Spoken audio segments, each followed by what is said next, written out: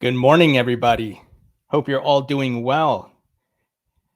Hopefully, this stream with the SEC and Congress starts soon. It's scheduled for 10 a.m. We're going to watch Gary Gensler shake and squirm a bit and get grilled. But what's interesting is that the other commissioners will be joining him: Hester Peirce, Mark Ueda, and the others. So you're going to have a bit of a balance with regards to narratives and what's happening, because Gary is usually by himself and telling lies and gaslighting. But today's hearing should be very interesting with everything that has taken place over the past year. Mr. Q, how are you? Moontime, Rotorhead says it's canceled. Is it the one that's tomorrow that's canceled? Let me just double check here. I don't think it's the one today, is it?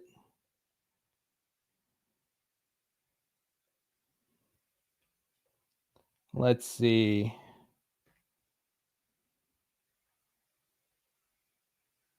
It's the one that's tomorrow. The one with the Senate tomorrow is the one that's postponed. But this one today with the House Financial Services Committee, it's happening. How you doing, XRP Nelson? Capper Die. Richard H says today's a go. Yep, absolutely. East Oak. Yeah, the one tomorrow is the one that's postponed.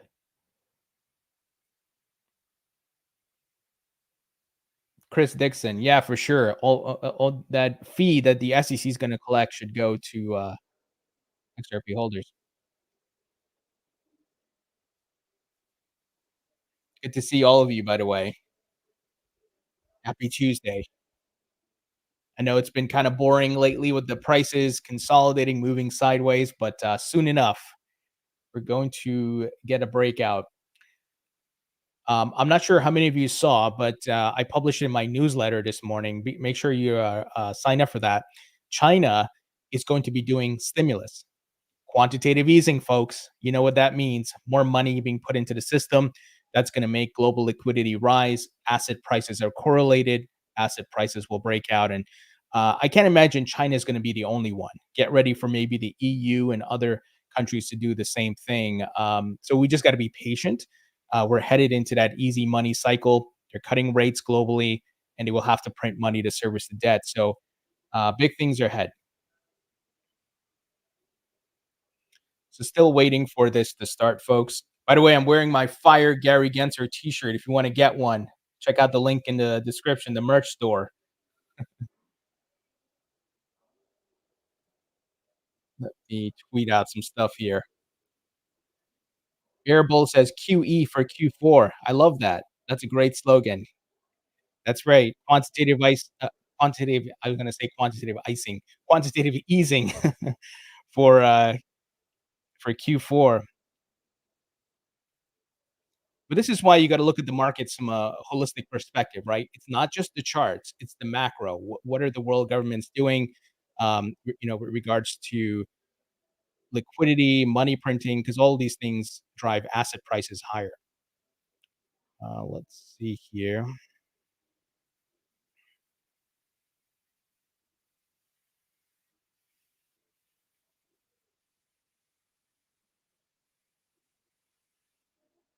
All right, still waiting for this hearing to start. They usually run a bit late. It might be 5 minutes in that they'll start. Crypto B Boy says, "I'm here to see Gary get a whooping." Hey, soon, Crypto. One Eye Willie says, "Talk to me, Tony. What I missed?" Well, we're waiting for the hearing to start, but the big news that broke last night, or early this morning, if you want to say, is China is going to start economic stimulus again to boost their markets. That means money printing, quantitative easing on their part. Looks like my camera is a bit blurry. I don't know why. Let me try to fix that. It's weird. Check out my Fire Gary Gensler t-shirt, folks. I'm gonna tweet out about it.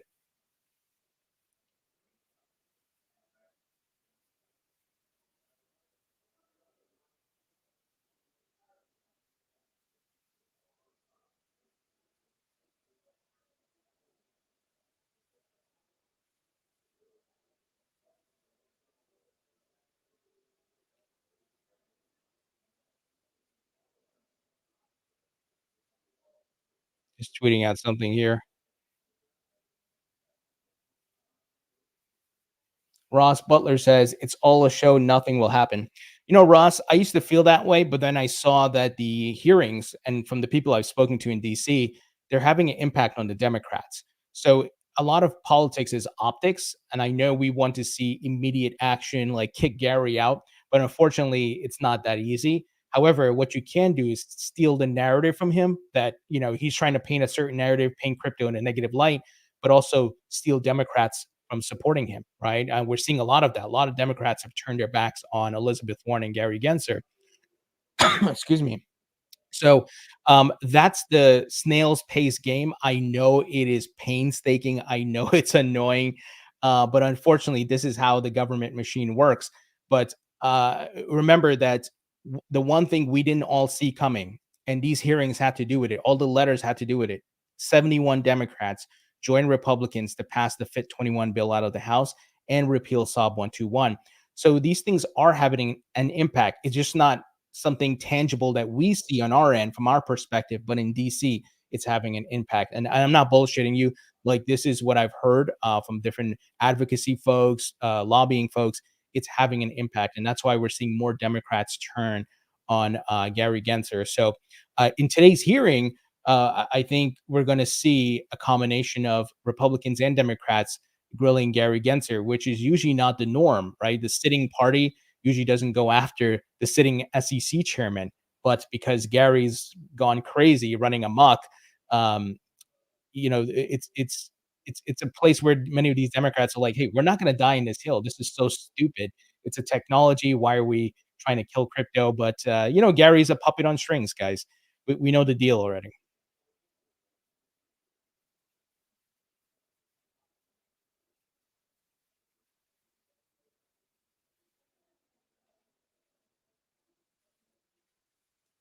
Fernando Maldonado says, "What channel? You're gonna watch it right here, Fernando. I'm gonna live stream it, but it hasn't started yet. We're waiting for them to start to kick off the hearing. They usually run a bit late, and the reason why I'm streaming here is so we can chat because you can't chat in their version. But if you want to go directly, up to you. It's the GOP Financial Services channel, but you won't be able to chat. You won't be able to roast Gary while while we watch him squirm.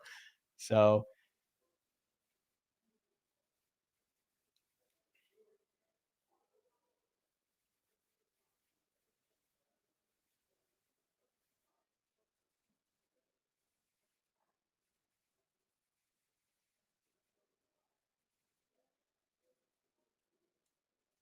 Fernando says, "Can you tell me a hood over the counter desk? A good over the counter desk? Um, I believe Kraken has a good one. Coinbase as well." Joe Montgomery says, "Wake up, we are living in a scam." Happenings LLC GM. Good morning. Mr. B77 says, "Clown incoming." You're spot on, my friend. Crypto VU, what time is the proceeding set to start? It's supposed to start at 10, but government, they're gonna run late. You can see the countdown clock here. So they are live, but they're not recording or streaming anything yet because they're probably all still getting set up.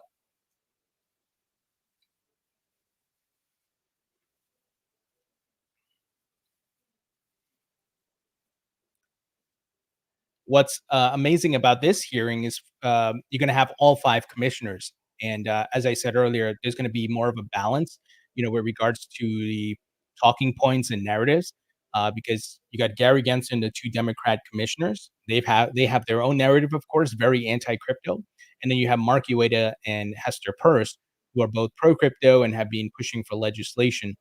Um, Mark Ueda has actually increased his criticism of Gary Gensler and the SEC in the recent months. So I'm glad there's someone else being more vocal, along with Hester Peirce. And I think the reason why Mark is doing this and many Democrats, they sense weakness, right? They see the chink in the armor of the Gary Gensler. He's getting exposed. He's losing in the courts. He's lost the narrative. a lot of people who have been backing Elizabeth Warren with certain bills have backed out. So that anti-crypto army is thinning day by day. And don't get me wrong, we still got to fight because Gary Gensler has a lot of power. It's hard to kick him out of office. Elizabeth Warren has a lot of power. So we just got to keep fighting and push the truth and the facts versus the false narratives that Gary and Elizabeth have been peddling. Crypto B-Boy says, how many weeks do we have left before the SEC case against Ripple chance to appeal deadline is over? It's October 7th, and yeah, someone posted here, it's 14 days. Um, Digital New Penny says, damn, government is slow to grill people. Yeah, I know, right? Come on, let's get this show started. What is typical? Everybody's getting into their seats and all that stuff, but hopefully it starts soon. You can see here on their channel, it's live. They haven't started the video and audio feed. Here we go, folks.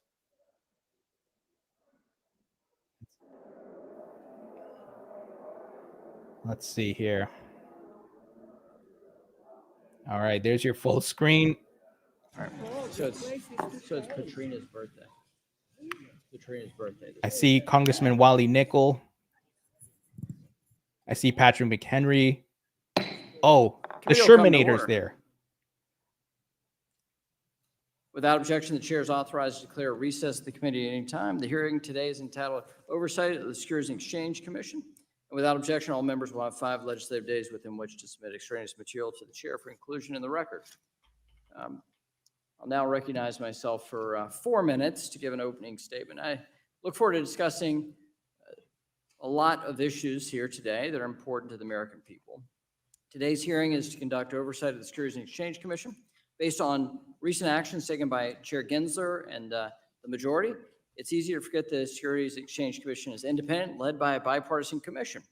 It's not solely run by the chair or a single agency head. That's why it's so critical for Congress and the American people to hear the diverse viewpoints of the full commission, which is why we have the full commission here today. Today, all 5 commissioners are testifying before our committee for the first time since 2019. A lot has changed since then in our markets, the broader economy, and at the SEC itself. Unfortunately, not for the better. Under Chair Gensler, the SEC has become a rogue agency. It routinely exploits its authority to the detriment of our capital markets, innovation, and the American people. Chair Gensler recently said, quote, "We at the SEC live within the laws as Congress passes them," close quote. Unfortunately, nothing could be further from the truth. Don't take my word for it. A wide array of federal judges appointed by presidents from both parties have noted that they've noted the lawless nature of Chair Gensler's tenure by overturning rulemakings and enforcement actions. And enforcement actions after enforcement actions, it's overturned.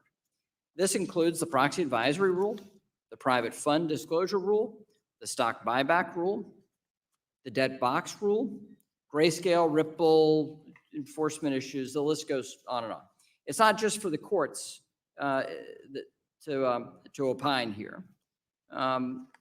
And it's not just the courts who've taken issue with Chair Gensler's reckless agenda. Have signed letters, dozens of letters, in fact, opposing actions taken by the SEC. Chair Gensler has proposed a slew of major interconnected rules that exceed the SEC's statutory authority, often with inadequate justification, economic analysis, and public engagement. But what stands out in this massive rulemaking agenda is the fact that Chair Gensler's failed to propose a single rule focused exclusively on facilitating capital formation, a key pillar of the Commission's statutory mission. This is in stark contrast to our committee. We've passed more than 20 bipartisan bills through the House of Representatives to strengthen public markets, help small businesses access capital, increase opportunities for all investors. Let me repeat, bipartisan bills. It appears only at Chair Gensler's SEC that capital formation becomes a partisan priority. And that's not the only area the SEC has ignored the bipartisan consensus of the American people's elected representatives. In May, the House passed FIT 21 to create clear rules of the road and provide robust consumer protections in the digital asset ecosystem. More than 2/3 of the House, including 71 Democrats, rejected Chair Gensler's approach to digital assets by supporting clarity and consumer protection with the passage of FIT 21. Yet, true to form, Chair Gensler has doubled down on regulation by enforcement.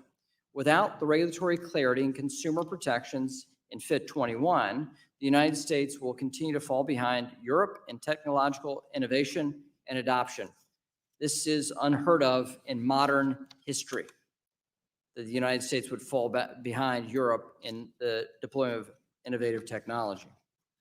Bipartisan opposition in Congress, continued rejection by the courts, and notably the end of Chevron deference should serve as a warning to Chair Gensler. Whether it's digital assets or climate policy, the SEC cannot unilaterally expand its authority. With a record like that, it's clear Chair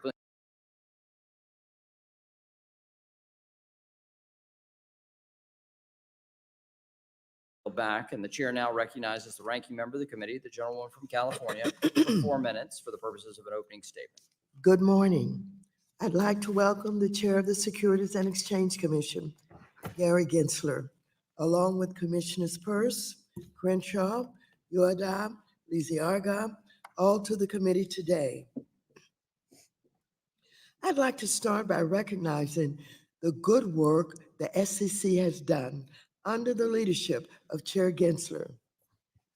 Despite repeated attacks against the agency from my Republican colleagues, the SEC has lived up to its mission of protecting investors and ensuring our capital markets remain the envy of the world. In fact, since Chair Gensler's tenure began in 2021, the agency has ensured a fair marketplace for businesses and investors by holding bad actors accountable. For example, the SEC brought 784 enforcement actions levied against $5 billion in fines, nearly $5 billion in fines. Importantly, recovered nearly $1 billion for harmed investors, and the commission has also responded to the overwhelming number of investors, fully 80%, who have long been urging the commission to standardize climate risk disclosures. And so, I hope the SEC will also advance additional disclosures like human capital and diversity and inclusion metrics that are not just what investors want, but good for business, bottom line. While the SEC and the rest of the Biden-Harris administration has been doing its job, unfortunately, I can't say the same for all of the House Republicans. The party of MAGA has again taken us to the edge of a shutdown, even though they know they'll need every single Democrat to keep the government open. Our nation is tired of the extreme MAGA Republican Party in Congress. But I want to do something, and I know you do too. Mr. Chairman, before the end of this year, I want us to strike a grand bargain on stablecoins and other long overdue bills. Since 2022, we have been working for hours on end to reach an agreement and have each made concessions. I strongly believe we can reach a deal that prioritizes strong protections for our nation's consumers and strong federal oversight. Our bill can have several paths for stablecoins to be created, but like nearly every other country that has a stablecoin framework, central bank, the Federal Reserve, played a dominant role overseeing this market. And importantly, stablecoins can only be truly stable if they're backed by safe and liquid reserves, like short-term treasury bills. But I'll be honest, with less than 3 months left in the 118th Congress, we're running out of time to pass this. I know we can get this done if we focus, so let's make it happen. In the meantime, Democrats will continue to fight for more resources for the SEC, including by keeping the SEC and the rest of the government open so that the agency can support capital formation, open opportunities for small businesses, and protect investors. So I thank you again for your testimony, and I'm pleased that the commissioners are here. I yield back the balance of my time, and I've made a public statement to you about bipartisanship. Let's see what you do with it. Well, I thank the ranking member, and I thank the ranking member for starting the conversation during her tenure as chair of this committee, and got the committee rolling on digital asset and crypto policy that we were able to, that resulted in bipartisan legislation in this committee. It's my hope that the ranking member will, that we could come to terms on a stablecoin legislation in this Congress, but that we can also provide a little clarity when it comes to digital assets generally. That is the bipartisan will of this committee. Now, the nature of how we do that is where things get a little tougher and the votes are a little tougher. But I thank the ranking member for the outreach and the public statement of which she has privately told me in no uncertain terms. Don't get cornered by Maxine Waters. So we'll now recognize the chair of the Capital Markets Subcommittee, Ann Wagner of the state of Missouri.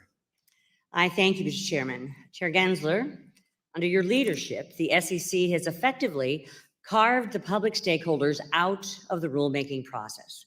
Despite many significant and interconnected rulemakings, comment periods are averaging almost 25% shorter than under the previous chair. And to make matters even worse, on 3 separate occasions, under your leadership, 10 plus proposed rules were simultaneously open for comment. The outcome of this rushed approach is resulting in poorly crafted rules overturned by the courts over and over again, unnecessary costs being imposed on retail investors, and increased bureaucratic regimes for all market participants. It is clear that when it comes to the regulating our capital markets, your agenda at the SEC is to move fast and break things. I yield back. Gentlelady yields back. We'll now recognize the ranking member of the Subcommittee on Capital Markets, Mr. Sherman, for 1 minute. Mr. Chairman, this is one of your last hearings, and I applaud you for using it to bring the whole commission to us here so that we could applaud their great work, protecting American investors and making our capital markets the envy of the world. This is a board that has listened to public comment, and particularly in withdrawing or changing the swing pricing proposed rule, the custody proposed rule, and the AI data analytics rule. On crypto, this is the premier agency to protect investors, and it has responsibility for virtually every other intangible investment asset. We can provide clarity, although I don't think it's necessary. We could pass an additional statute to clarify that crypto is a security. Capitalism means that those with capital get to make the decisions, and the efforts here in Congress to blind climate investors by depriving them of the information they want has been answered by the SEC in requiring that huge group of investors is allowed to make the decisions they want to make. I yield back. Gentleman yields back. Today, we welcome the testimony of the Honorable Gary Gensler, Chair of the Securities and Exchange Commission, and the SEC Commissioners, the Honorable Carolyn Crenshaw, the Honorable Jaime Lizarga, the Honorable Hester Peirce, and the Honorable Mark Ueda. Chair Gensler will be recognized to provide an oral presentation of the Commission's written testimony. Before we hear the presentation, though, I want to offer the reminder to those watching that the statements in response to questions that you're about to hear and the Commission is about to give are their views only, which do not represent the views of the SEC or their fellow commissioners. It's also important to note that this is not a meeting of the Commission for purposes of the Sunshine Act, and therefore nothing discussed here should be viewed as making a determination on an action before the commission. The commission is not authorized to discuss ongoing litigation or enforcement actions, and members will do their best to steer away from these questions that would call for answers about ongoing cases. But members have questions. So without objection, the written testimony and the written statement will be made a part of the record. Chair Gensler, you now recognized for 5 minutes for oral representation of your testimony. Thank you, Chairman McHenry. Good morning, everybody. Ranking Member Wooders and members of the committee, thank you for the opportunity to testify along with my fellow commissioners. It's good to be together. You said the legal part, but I guess our lawyers will tell me I need to say it too, maybe. But although all 5 of us are here, it's not a meeting of the commission under the statute known as the Sunshine Act. And as a result, we plan to be mindful to avoid deliberating on business before the agency. Each of us will be providing our own views, which do not represent those of the SEC or our fellow commissioners, although we may offer our views, which is a good give and take, and share our concerns or general issues. We'll avoid making any determination as a group during the hearing about the course of action that the commission should or will make in the future on a particular matter, and consistent with long-running practices, will not comment on pending litigation and enforcement actions. I think we're reading from the same script, Chair. Look, the SEC celebrated earlier this year our 90th birthday. In the aftermath of the 29 market crash and the fraud, scams, and other observed problems, President Franklin Roosevelt came together with Congress to enact a series of laws in the 30s, and Congress and Roosevelt understood how vital our capital markets are to investors, issuers, and a dynamic and growing economy. I can't speak for my fellow commissioners, but I think it's part of the success in these last 90 years in our economy. Today, the SEC oversees the capital markets and works to deter and prevent fraud and manipulation, as well as help ensure that investment advisors carry out their duties to their clients, and that companies and entrepreneurs can access capital they need to succeed. The SEC is a remarkable agency. We serve investors building for a better future and issuers raising money to fund innovation while overseeing the capital markets where they meet. The essence of this is captured in our 3-part mission: protect investors on one hand, maintain the markets in the middle, fair, orderly, and efficient, and facilitate capital formation. So capital formation meets investors and the markets in the middle.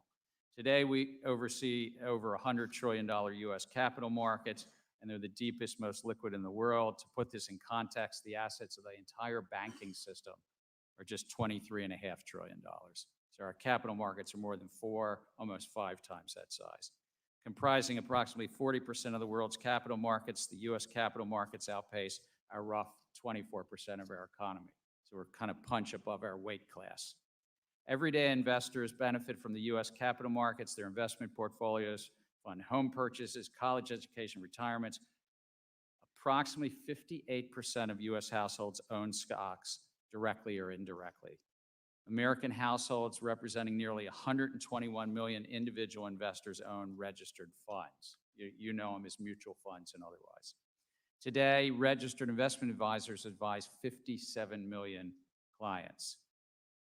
We're an agency that our appropriations from Congress are about $2.1 billion. We've been flat funded, as many agencies across government are. While we are appropriated, we do fund ourselves with fees on stock and other transactions, so we're deficit neutral. I'm proud to say that in 2023, the SEC staff rated us amongst the best places to work in the federal government. We ranked 3rd among mid-sized agencies. I thank you for the opportunity to testify. Our written testimony was joint among the 5 of us, so it didn't have as many adjectives or superlatives, but it did describe exactly sort of what we've done in the last 12 months, particularly the rules that we had adopted, proposed, or are being implemented. So I thank you, and I yield back. Gentleman yields back, and that is a representation of the opening statements for the 5 commissioners. We appreciate you yielding additional time back, and for the rest of the commissioners deferring. So we can get into questions. I'll now recognize myself for 5 minutes.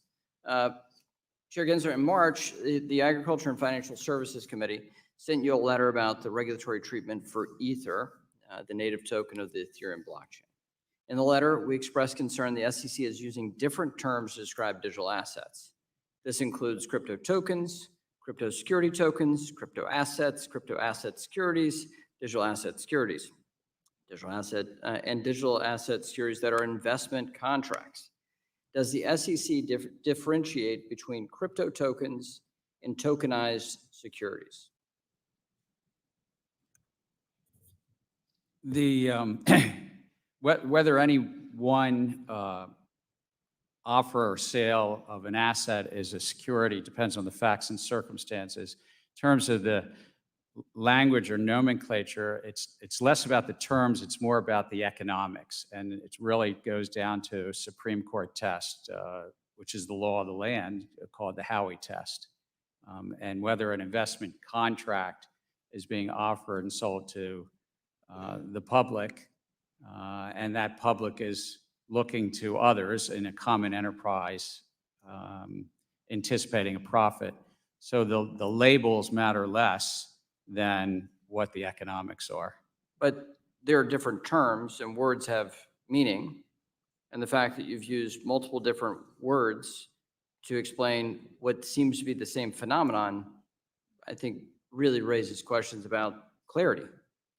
Well, the laws are clear and it's written by the Supreme Court, but also... The laws are clear, but what we're seeing from the SEC is a lack of clarity.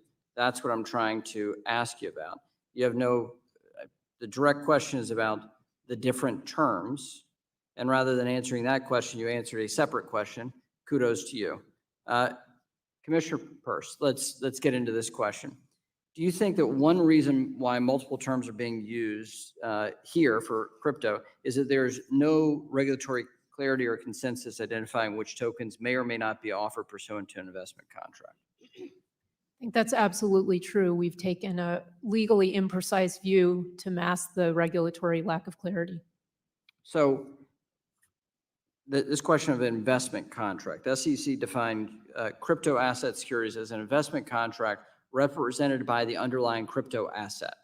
Yet, tucked away in a footnote and on an amended complaint, the SEC clarified a security is determined by the, quote, contracts, expectations, and understandings centered on the sales and distribution of a digital asset, and not that the digital asset itself is a security. Is the SEC using inconsistent standards here? I mean, is that what's happening?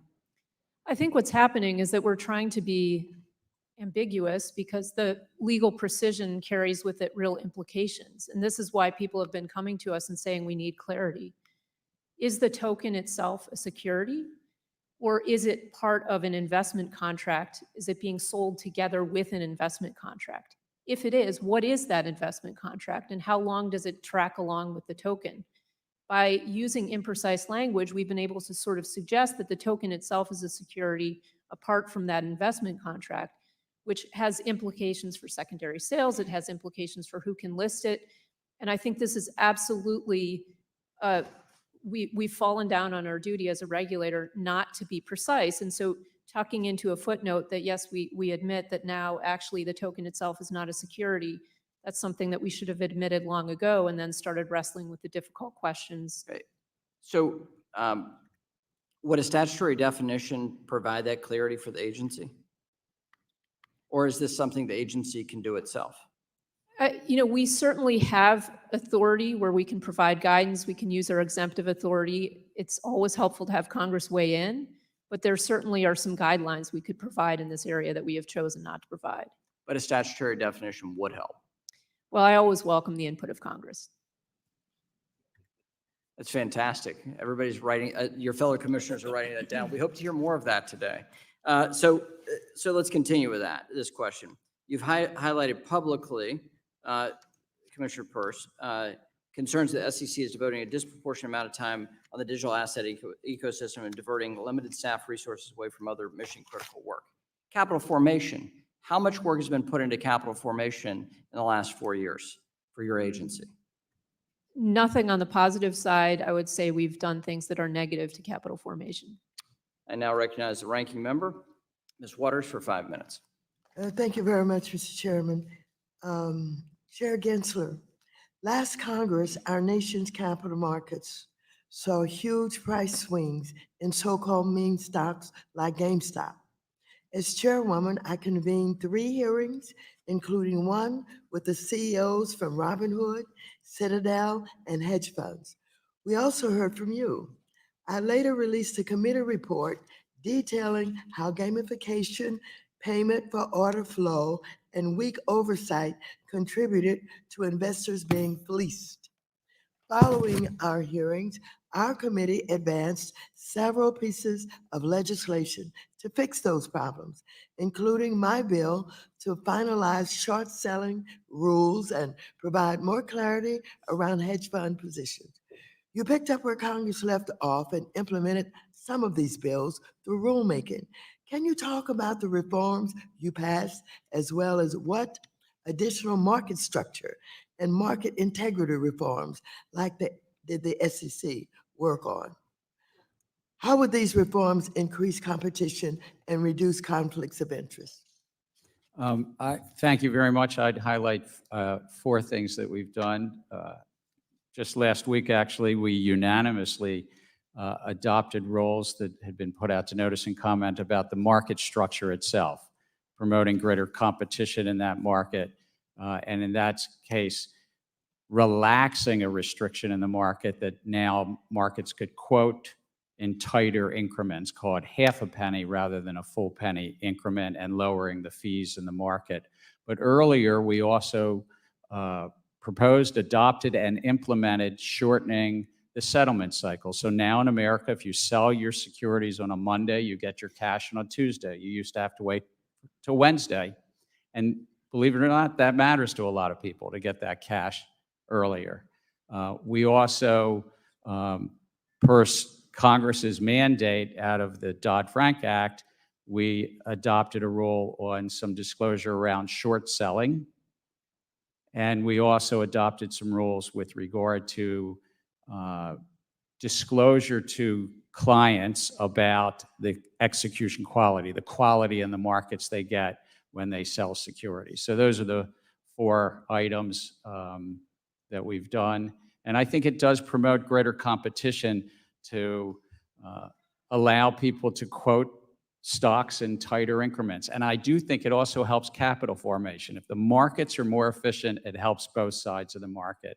I think that it helps capital formation and investors. I don't think there's like an either or a dichotomy. I think most of what we do has helped capital formation.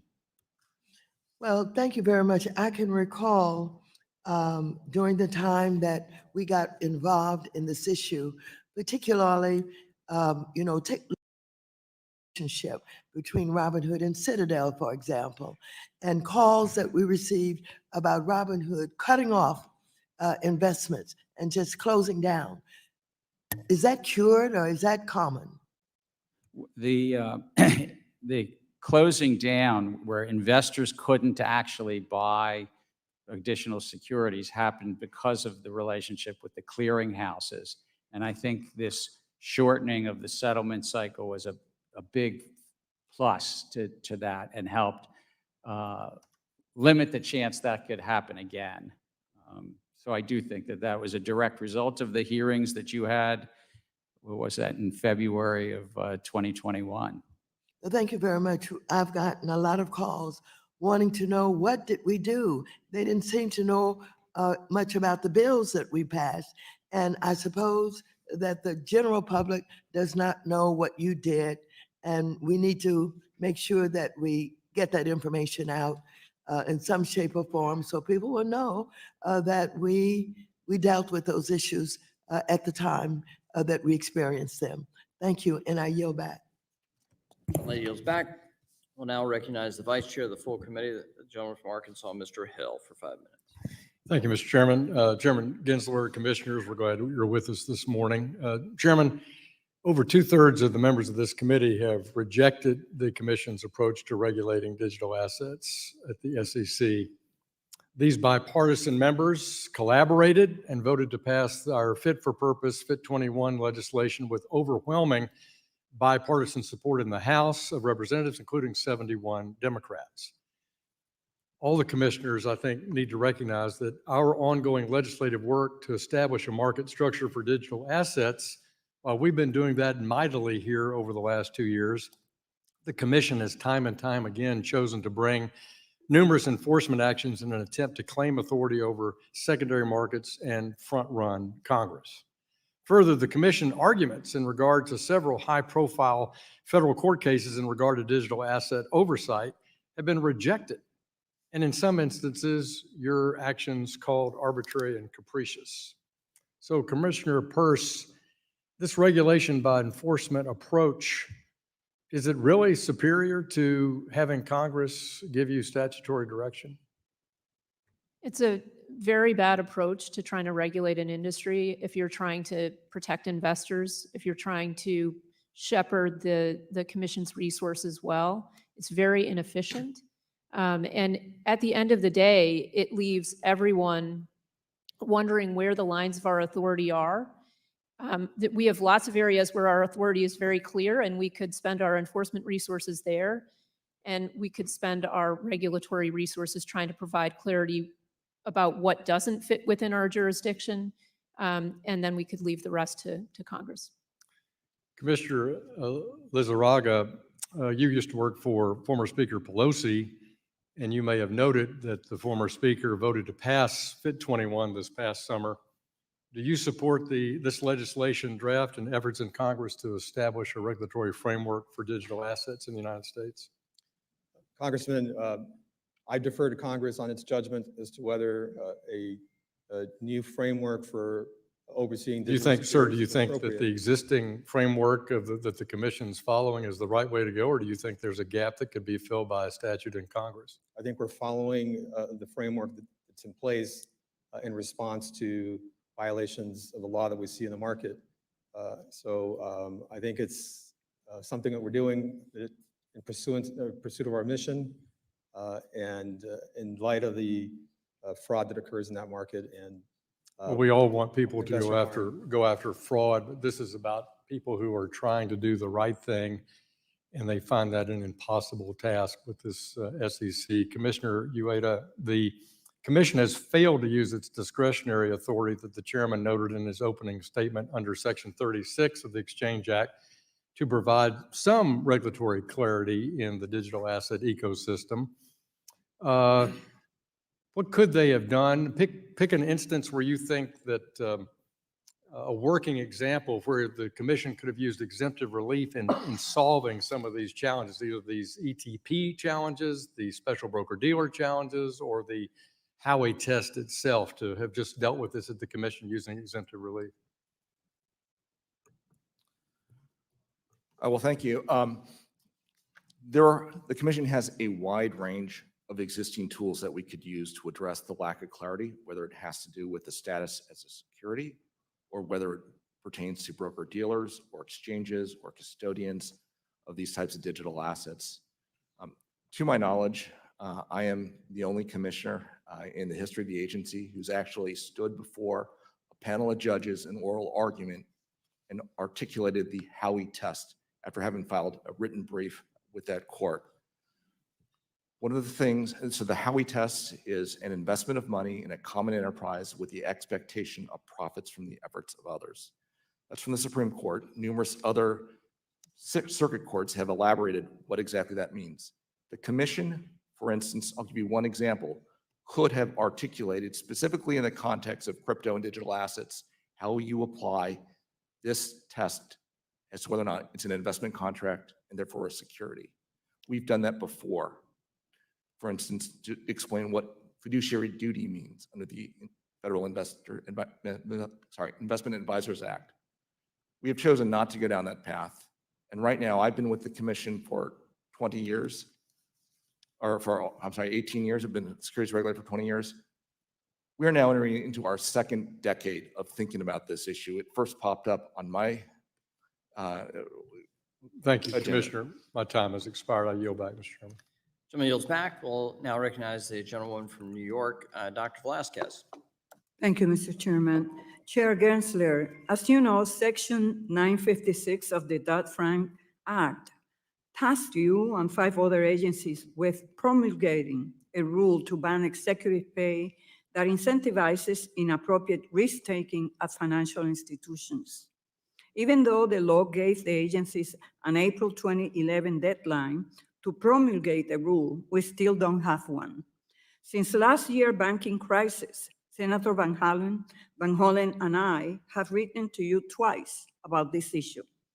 4 out of the 6 agencies have moved forward with a new proposal earlier this year, but the SEC and the Federal Reserve have not. Why did the SEC not move forward with the 4 agencies earlier this year?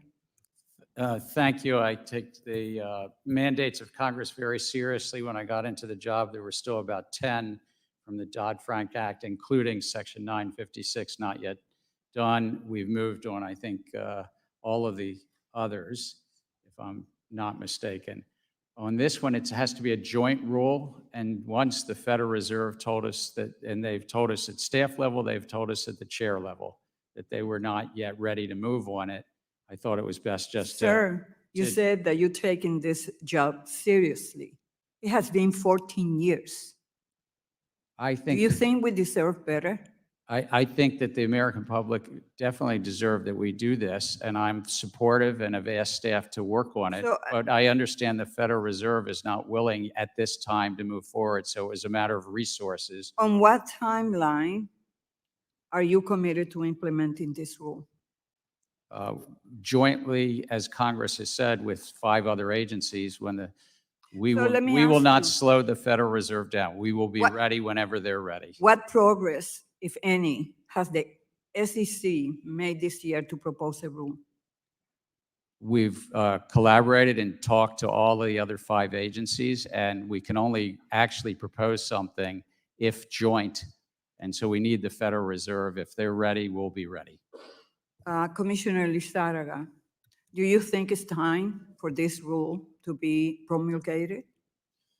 Yes, Congresswoman, I recently gave a speech outlining my views about the importance of advancing this important Dodd-Frank priority. It has been a long time. And why do you think the SEC and the Fed are stalling on this The issue? reality of joint rulemaking, I think, is part of it.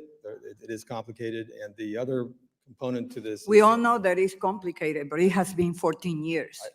I hear you, and the one thing I was going to add, though, is that the other agencies, unlike us, don't have to conduct economic analysis like we do, so that also adds another layer. By a show of hands, is there anyone who thinks this rule should not be implemented? Well, I will remind everyone that Dodd-Frank does not instruct the SEC or the other agencies to study the rule or inform Congress about whether they think the rule is a good idea. The law requires the covered agencies, including the SEC, to implement the rule regardless of whether or not they think it's necessary. And it's been 14 years. So I find it hard to believe that the rule is so overly complicated or needs so much analysis that it will take 14 years. As I have said before, I will continue to bring this rulemaking up at every opportunity until the rule is finalized. Chair Gensler, we continue to hear about the benefits of tokenization and have seen large asset managers like Franklin Templeton use blockchain to digitize their assets. The SEC has approved several of these products. Do you see any evidence that the savings realized by the asset issuers is being passed on to the consumer? I'm not familiar enough with any one of the projects, but regardless of where somebody stores their ledger, if they tokenize security, an equity, a bond, or an investment contract, it's important to make sure that the investors and the investing public have the disclosures they need. But just putting something on a tokenization, on a blockchain ledger, doesn't change the economics. It's whether it's a good investment. And Thank you. we stay merit neutral on that. I yield back. Thank you, Mr. The Chairman. gentleman from Oklahoma, Mr. Lucas, is now recognized for 5 minutes. Thank you, Mr. Chairman, and thank you, Chairman Gensler and the commissioners for appearing today. I'd like to begin by focusing on proposed Rule 10B-1 regarding security-based swaps positions. And Chairman Gensler, we've discussed this proposal before, and I appreciate your willingness to engage on this rule and to meet with stakeholders. I know you're familiar with the bipartisan feedback concerning market liquidity. Chairman, would you first briefly touch on if the commission is still taking the bipartisan feedback into consideration? And I'd also appreciate it if Commissioner Peirce would offer insight on that as well. But first you, Commissioner. Yes, and your feedback was very helpful because you helped write this provision in the original bill, and I remember it because we worked together on some of that legislation. So while a comment period closed months ago, if feedback comes in, just like this discussion here, we continue to consult and consider that in this. This is about whether in securities-based swaps, there's some reporting or transparency for the larger positions to the agency, and secondly, whether there's any public reporting of that. And there was a lot of comments in the comment file to maybe look to just have the reporting to the agency and not have it public, but we're still considering that record. Commissioner Peirce. I mean, I think this project is pretty typical of a lot of rulemaking projects at the SEC. We go out with something really broad and very onerous and lacking the data to form the basis for it. And then we get comment back saying, hey, this is unworkable. It's going to have really adverse unintended consequences. And we pull back. And so we're thinking about it now, and I don't know where we'll come out. But I will say if we get it wrong, then we really risk roiling the markets. And so I hope we will take that consideration into account. The SEC recently made significant reforms to Treasury clearing, which plays a vital role for financial markets in the U.S. economy. Market participants have expressed the need to extend those timelines for implementation to be successful. Chairman Gensler, has there been consideration given to adjusting this timeline? We work very closely with the U.S. Department of Treasury and the Federal Reserve on what was when we adopted this, about a 2.5-year timeline. This is a vital market to the U.S. taxpayers, a $28 trillion Treasury market, and it's really to bring greater efficiency, meaning lowering the cost and lowering the risk, resiliency through central clearing. The first timeline is on track right now in March of next year for what's called customer clearing. The ultimate timelines go all the way through June of 2026. Commissioner Peirce, could you offer your perspective on Treasury clearing timeline? So I didn't support the rule because I thought we could have taken a more measured approach, but now that the rule's in place, I'm committed to as sound implementation as possible. And I think we should be open to the idea of extending the timelines. And also we should be working closely with industry and other regulators to make sure we're getting this right. I've called for setting up a task force to really throw ourselves into the implementation process. And then that will put us in a place to know whether we need to extend timelines. As many of my colleagues have discussed during the past several years, the volume and scope of the SEC rulemakings have been of concern. The two examples, the custody rule and the predictive data analytics rule, both presented major challenges to the market and both seem to require major revisions to address the unintended consequences. Commissioner Udea, could you discuss how the commission could better catch these unintended consequences before reaching the proposal stage? One common tool, which we have not used in recent times, is to hold roundtables and other fact-finding type activities that would lay a better predicate before we issue an actual proposal. That is one of the challenges, I think, and concerns I've had about our current proposals, is they are so broad and so wide. We have the proposal itself, but many times we'll have dozens, if not scores, of permutations and combinations on that. When you have multiple rulemakings all at the same time on different subjects that affect the same entities, it's really hard for them to give us thoughtful feedback on that. So this is one where it's a bit like, I think the saying in construction, measure twice, cut once. We should think about doing the same thing with proposals. Thank you, Commissioner Udea. Yield back, Mr. Chairman. Gentleman yields back. We'll now recognize the gentleman from Missouri, Mr. Cleaver, for 5 minutes. Thank you, Mr. Chairman. Mr. Chairman, with all of the guests here today, some of you may have been told when you were kids that paranoia is bad, and that we need to avoid that. That it's just stuff going on in our heads. But I learned when I was a kid that bad stuff does happen that you thought about, and so therefore I reject any attempt to convince me that I should not be paranoid about AI. It is a major concern. And I don't know if any of you saw that movie called iRobot. It ought to be required reading for everybody with the SEC and our financial agencies. If you look at the movie again, you probably missed it the first time, but if you look at it now, you're going to find out that all those robots were white. And I was thinking, Will Smith should have gotten a couple of black and brown robots, but that's just my paranoia. I know that you have been somewhat concerned, Mr. Chairman, and I agree. I think I agree with what you were trying to say in an article, that if we are not intentional with rulemaking, we could set ourselves up where powerful AI systems could dominate human decision-making. What should we be doing as it relates to AI? I think it's one of the most transformative technologies of our times, but I share your view that it presents challenges. I think of another great movie. It was a romantic comedy, not iRobot, but Her.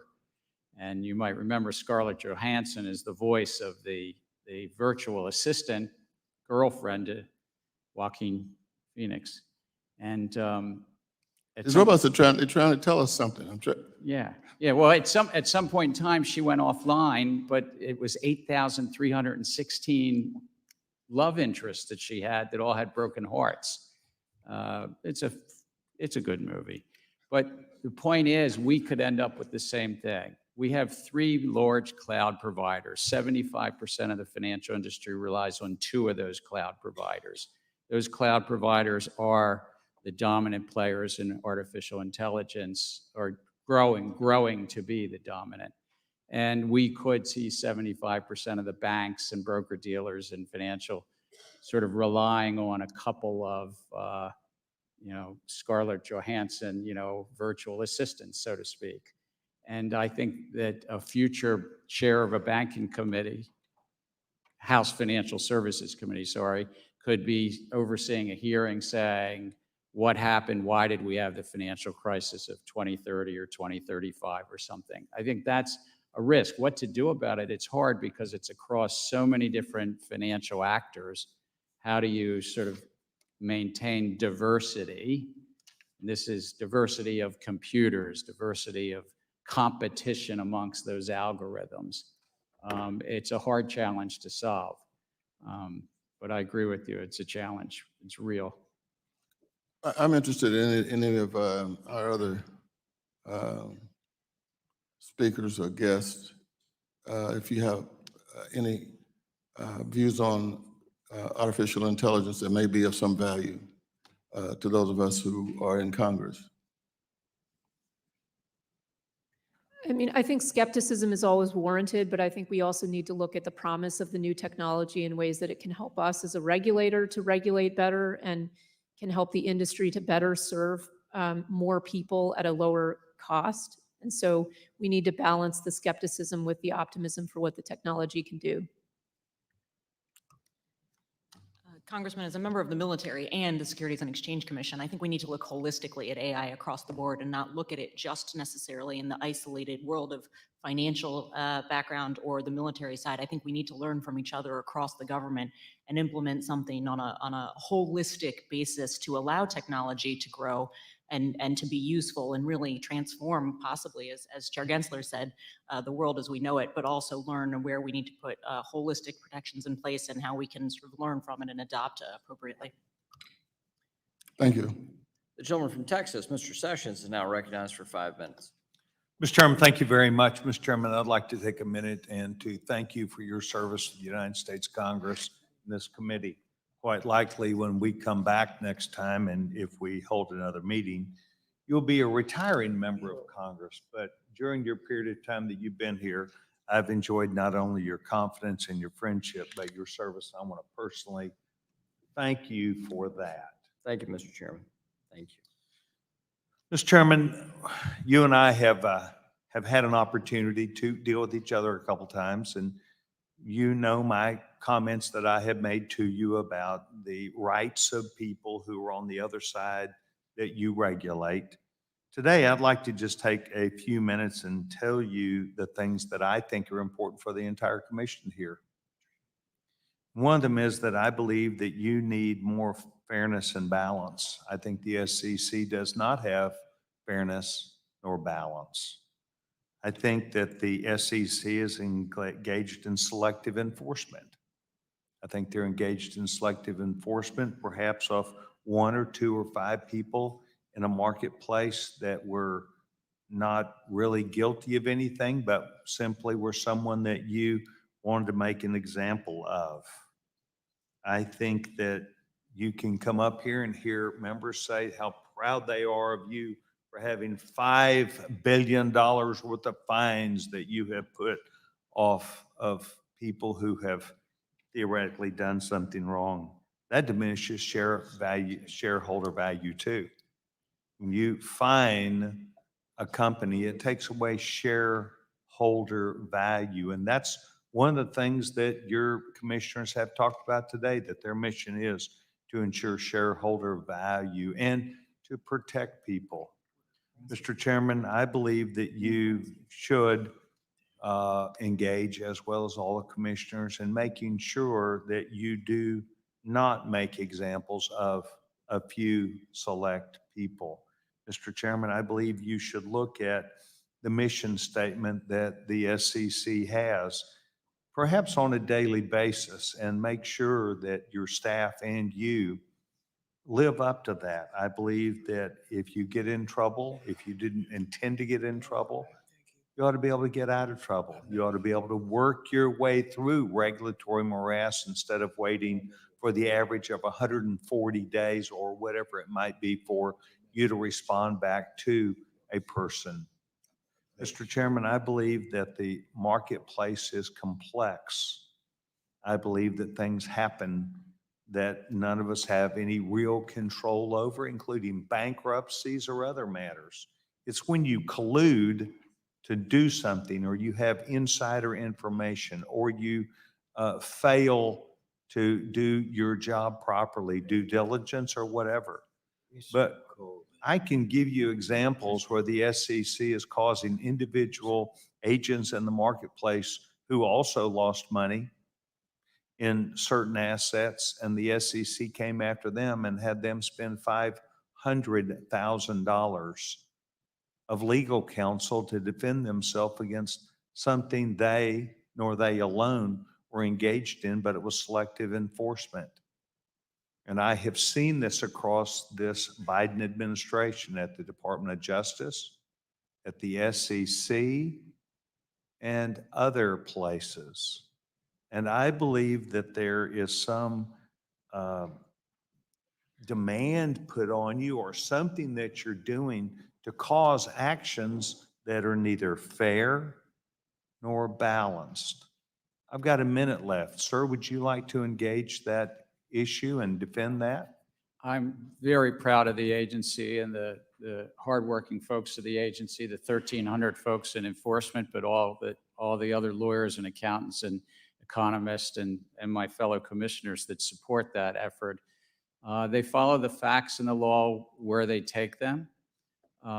We do bring, as noted, 700 or so enforcement actions a year, many of them settled actions. We look to people who cooperate with the agency and really recognize that cooperation with the agency to try to, as you say, get things right. I, by the way, would concur with you. Markets are complex and life is complex, and people do often make genuine, just human mistakes. But our enforcement division, I couldn't be prouder of I will them, and look they forward to following. testing that theory, and I want to thank each of you for your service, not just to the SEC, but the American people, and I will challenge you properly and professionally on this issue. Mr. Chairman, I yield back my time. The gentleman from Illinois, Mr. Foster, is now recognized for 5 minutes. Thank you, Mr. Chairman, and to our witnesses. Price discovery is critically important to the success of our capital markets, and it's really foundational to investor confidence. However, with the rise of day trading and trading apps, social media buzz seems to have as much an effect sometimes on equity pricing as economic fundamentals. This concern gets amplified when the social media is swamped by inauthentic AI-generated bot accounts that the social media platforms seem unwilling or incapable of identifying and removing. It is obvious that manipulative misinformation can have long-lasting impacts on companies' reputations and their ability to raise capital. And perhaps abusive short selling is the most obvious example where this could happen. Chairman Gensler, do you think that revisiting short selling regulations is necessary to prevent this sort of manipulations that can happen on social media or other false claims injected into fake media sites, various kinds of inauthentic, often AI-generated speech? Let me start with artificial intelligence and then go to the short selling, if I might. But I think fraud is fraud, and whomever deploys a model has a responsibility to make sure that they're not using that model to defraud the public, manipulate the markets, as you say. But I think it will be an interesting challenge over time, whether this committee or judiciary committees across government will have to sort of address this concept of the state of mind and what's the lawyers call scienter. Is the model thinking the human that deploys them, I believe, has certain responsibilities, but that may play out in Congress as well. I think in terms of short selling, it is an important part of the markets. This is a very important part of price discovery that we in our capital markets, somebody can express a view that a stock will go up and somebody can express a view that it's going to go down. What's critical is that people are not trying to make false claims, lie to the public, manipulate markets. Yeah, and so the issue is the anonymous AI-generated trash that's appearing on social media and our inability apparently to stop it. And that's very different than an opinion letter in the Wall Street Journal where everyone knows who's involved. It's a very different. And I can only speak for myself, but I contend that that individual who deploys the model has certain obligations to ensure that that model is not making false claims, misleading. If we can figure out who they are. Well, separately, I've heard concerns from industry participants about influencers, bloggers, celebrities, and others that use their celebrity status to promote investments without disclosing that they are in fact being paid to do so. And what's worse is when the person that's paying the promoter may have a position in the company that they intend to liquidate alongside the promotion, which is really a classic pump and dump scheme. There's been some high-profile examples recently in the crypto space, but I understand there may be issues in just the over-the-counter markets as well, where smaller companies raise capital. Can you say something about that? Congress actually spoke of this in our original statute and thought that when you were advertising or promoting a stock or security, that you had additional obligations. So put in place rules, a law against if you're touting, you have to say who paid you and did you get paid. You can't just say #ad. You have to say something more. And that was Congress's will. And we have, from time to time, found celebrities have forgotten that important law, and we've brought in or never learned it. Yeah. So are there gaps in the SEC's authority to pursue these cases? I would say I think the laws are strong. I mean, it's always gaps in resources, and we get on average a year 40 to 50,000 tips, complaints, and referrals. That's what 4,000 a month or so, and we have to prioritize those tips and complaints and referrals. Okay, and let's see, I've got about half a minute here. Just, I didn't support the FIP 21 Act. And one of the things that confused me about it is that it defines a 20% threshold for ownership to be enough decentralized to become a tradable equity. And so this, and the problem is that at the same time, it allowed anonymous self-hosted wallets. So how would the SEC identify who owns 20%? Gentleman's time's expired. We'll ask the chair to respond for the record. The gentleman from Michigan, the chair of the Oversight Subcommittee, Mr. Heising, is now recognized for 5 minutes. Thank you, Mr. Chairman. I'm going to take one quick second, and I first want to say thank you to you for your leadership, your confidence in not just me, but your leadership team as we tackled some very tough issues, and more importantly, your friendship. And of course, I'd appreciate 15 seconds back on the clock, but it is an important note to say thank you. I'm going to start here. First of all, thank you all for being here. I think this is an important step. It's been quite a while since we've seen all of you here at one time.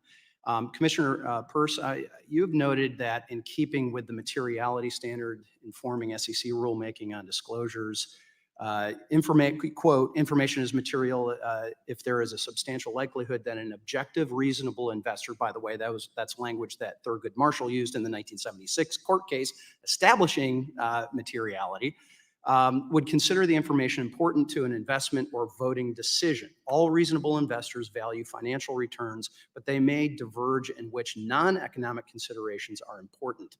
Could you explain the difference between that, why the commission has diverged from this traditional, well-established materiality standard, and we've started hearing, quote, decision useful language? Unpack that a little bit, please. I think the reason to depart from the materiality standard and instead embrace this more ambiguous decision useful standard is so that we can listen to the voices of non-investors, people who have non-investment interests in companies and seeing companies do things. And so you open it up to this wide range of stakeholders who has any list of non-essential, non-economic interests in the company. Do you have concerns with that? Absolutely. I mean, our job is to get information to investors to help them make decisions, not to a random group of stakeholders. And it seems the courts have had concerns with that as well. All right. Chair Gensler, we've seen there be an uptick in the industry pressure at the court level against the SEC, but we've also seen the SEC embark on a rulemaking agenda that some have called frenzied and rushed. In testimony before the committee, the chair noted the number of finalized rules is less than a number of my predecessors in a comparable time frame. Essentially, that your rulemaking onslaught is on par with past chairs. Again, to both Ms. Peirce and Mr. Ueda, although the chair might technically be correct on that, isn't it true that the breadth of this rulemaking is indeed historic that you've seen? And how would you respond to those comments about it's just been business as usual at the SEC? Yeah, the breadth of the subject matter covered, the number of rules and the complexity of the rules. And as Commissioner Ueda mentioned, the number of different alternatives being offered in those rules means that it's a very difficult lift for the public to respond. Mr. Ueda, quickly. Yeah, you can't compare just top line numbers. You have to look at the substance, and these are very, very complex and wide-ranging rule proposals under the current chairmanship. Okay, I'm going to try and get through two more things here. And Chair Gensler, I'm going to turn to you. I'm increasingly concerned the SEC is moving away from that, acting as an independent commission as it's intended to be. Obviously, I believe the overreach via the climate disclosure rule now seems to be extending to companies seeking accessing U.S. stock exchange, the ability of ESG activist groups to unduly influence what is supposed to be an impartial assessment of a company creates a dangerous precedent. Last week, the House passed my bipartisan piece of legislation that pushes back on some of these groups who, frankly, have hijacked our capital markets process. Please, yes or no, as I want to hit one more, will you commit to ensuring the SEC will not allow ESG agendas to drive whether a company that has accurately and fully disclosed its business operations and risk can be publicly listed in the U.S.? I don't think it's a confusing question. It's, are you going to allow ESG activists to influence your decision whether a company is allowed access or not to be listed? Companies, as long as they comply with the law, can list. And I also want to agree with Commissioner Peirce earlier. Materiality is about the investors, and decision useful, because they were words I use, are about investors. Investors making decisions, I've got not 5 non-investors. seconds. Sorry. PCAOB, yes or no, if, as Ms. Ho at the PCAOB has said, that the actions may end up breaking the public company auditing profession's back, particularly for small firms. Yes or no, if we break the profession in the name of investor protection, are we really protecting investors? I know I will ask for a written response on that, but I appreciate that, Mr. Chairman, and I yield back. The gentleman from California, Mr. Sherman, is now recognized for 5 minutes. All the money and power in this town is with the crypto industry. They make money literally by making money. They put a couple $100 million that we know about into politics just recently. And of course, I say that we know about because crypto's one magic skill is the ability to hide money, hence the name cryptocurrency, which means hidden money.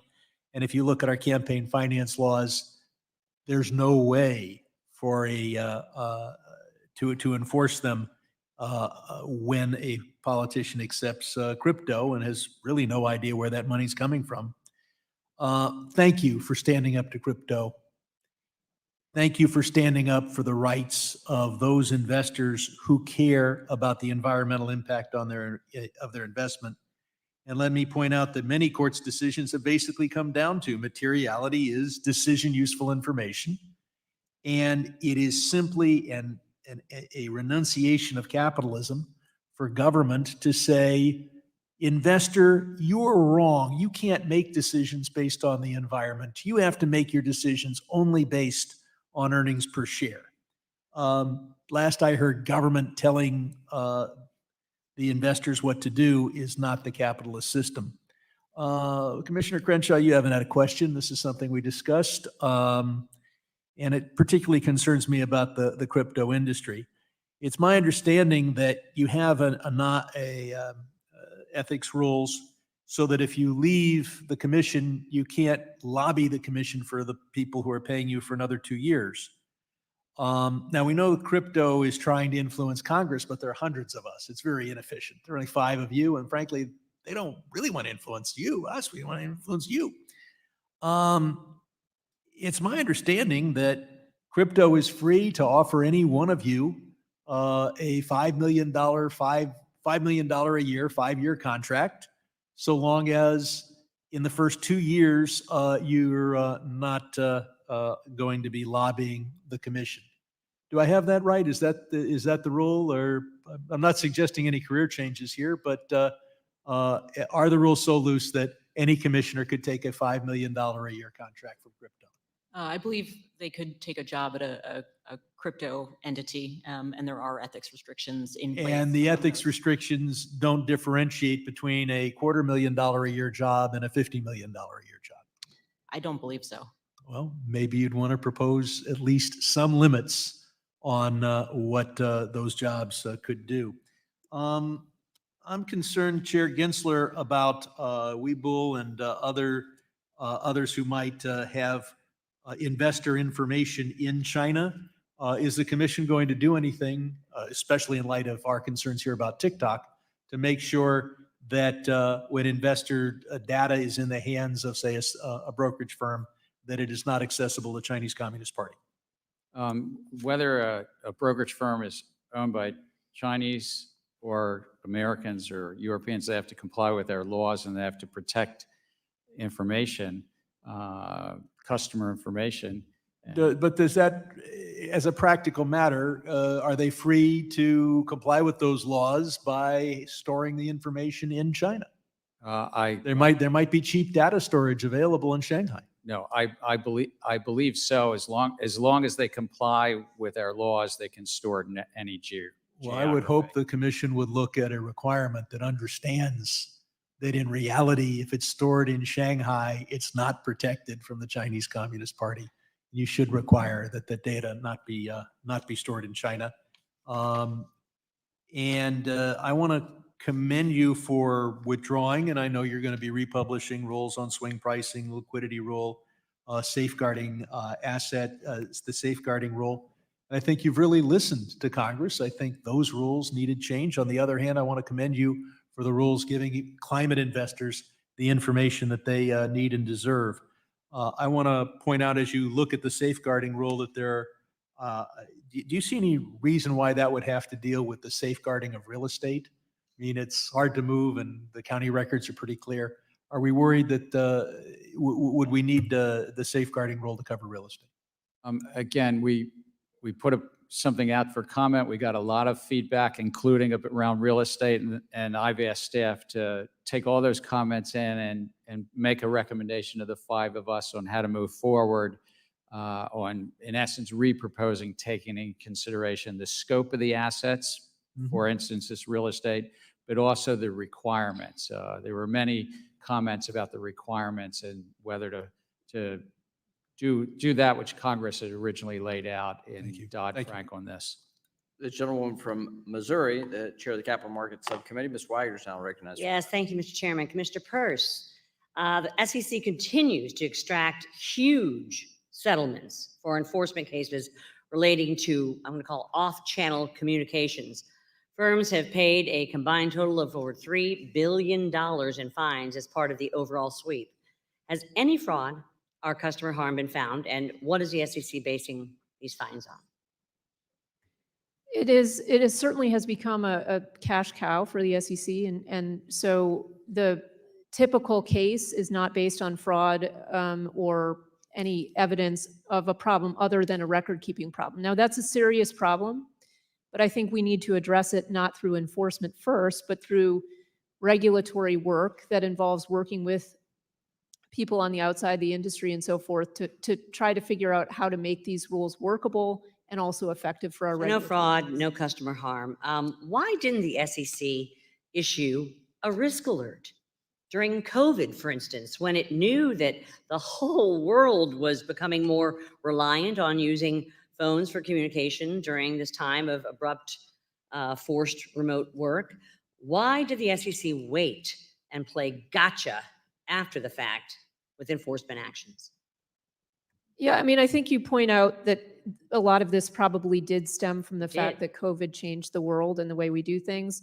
And that's why we should have taken a regulatory approach first. And then for people who were outliers and bad actors and were defying the rules, we could have brought enforcement action. Over $3 billion. It's quite the cash cow. I'd like to enter, Mr. Chairman, into the record the dissent that Commissioners Peirce and Ueda released today regarding this. Commissioner Ueda, pardon me. Retail investors are statutorily allowed to invest in private investments, including private funds via closed-end funds, which are subject to important protections under the Investment Company Act.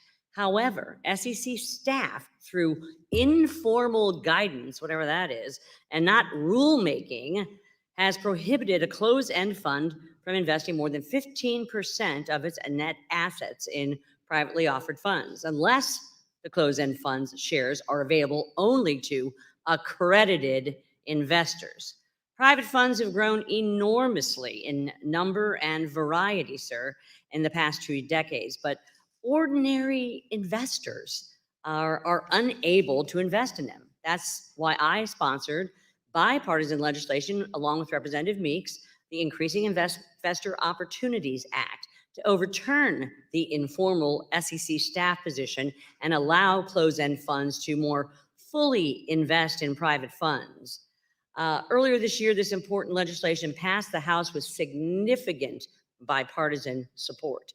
Why has the SEC permitted its staff to deny everyday ordinary retail investors the same opportunities for investment returns from alternative asset classes enjoyed by affluent investors?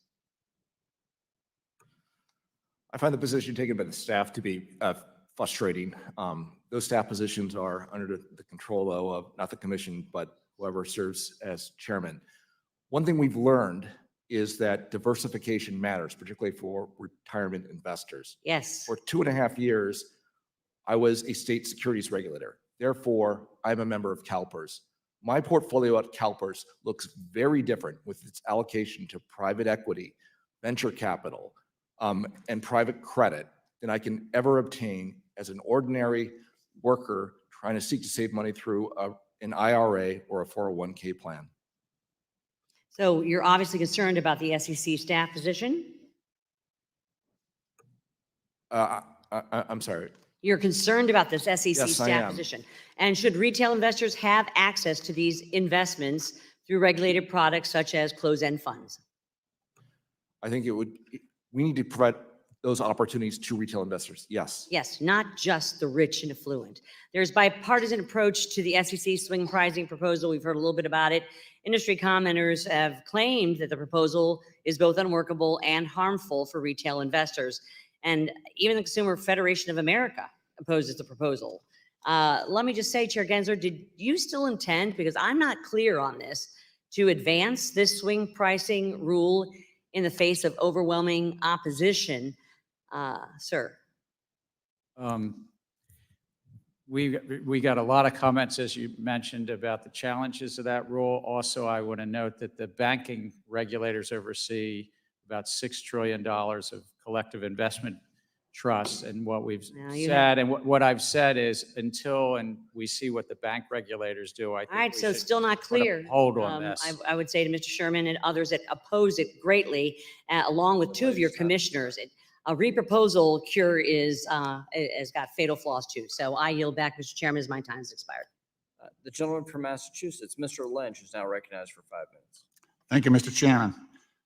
Very quickly, I understand, Mr. Chairman, this could be one of your last hearings as a member of this esteemed body. And I just want to say that while we spend most of our time arguing, I still regard you as a good and decent man, and I'm pleased to have served with you.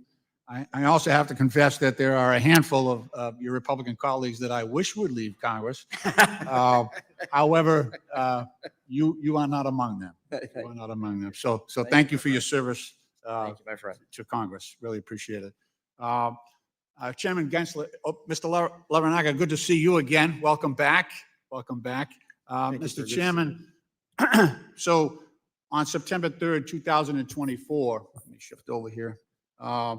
The FBI issued an alert warning the crypto industry that North Korea is, quote, conducting highly tailored, difficult to detect social engineering campaigns against employees of decentralized finance, DeFi, cryptocurrency, and other businesses to deploy malware and steal cryptocurrency.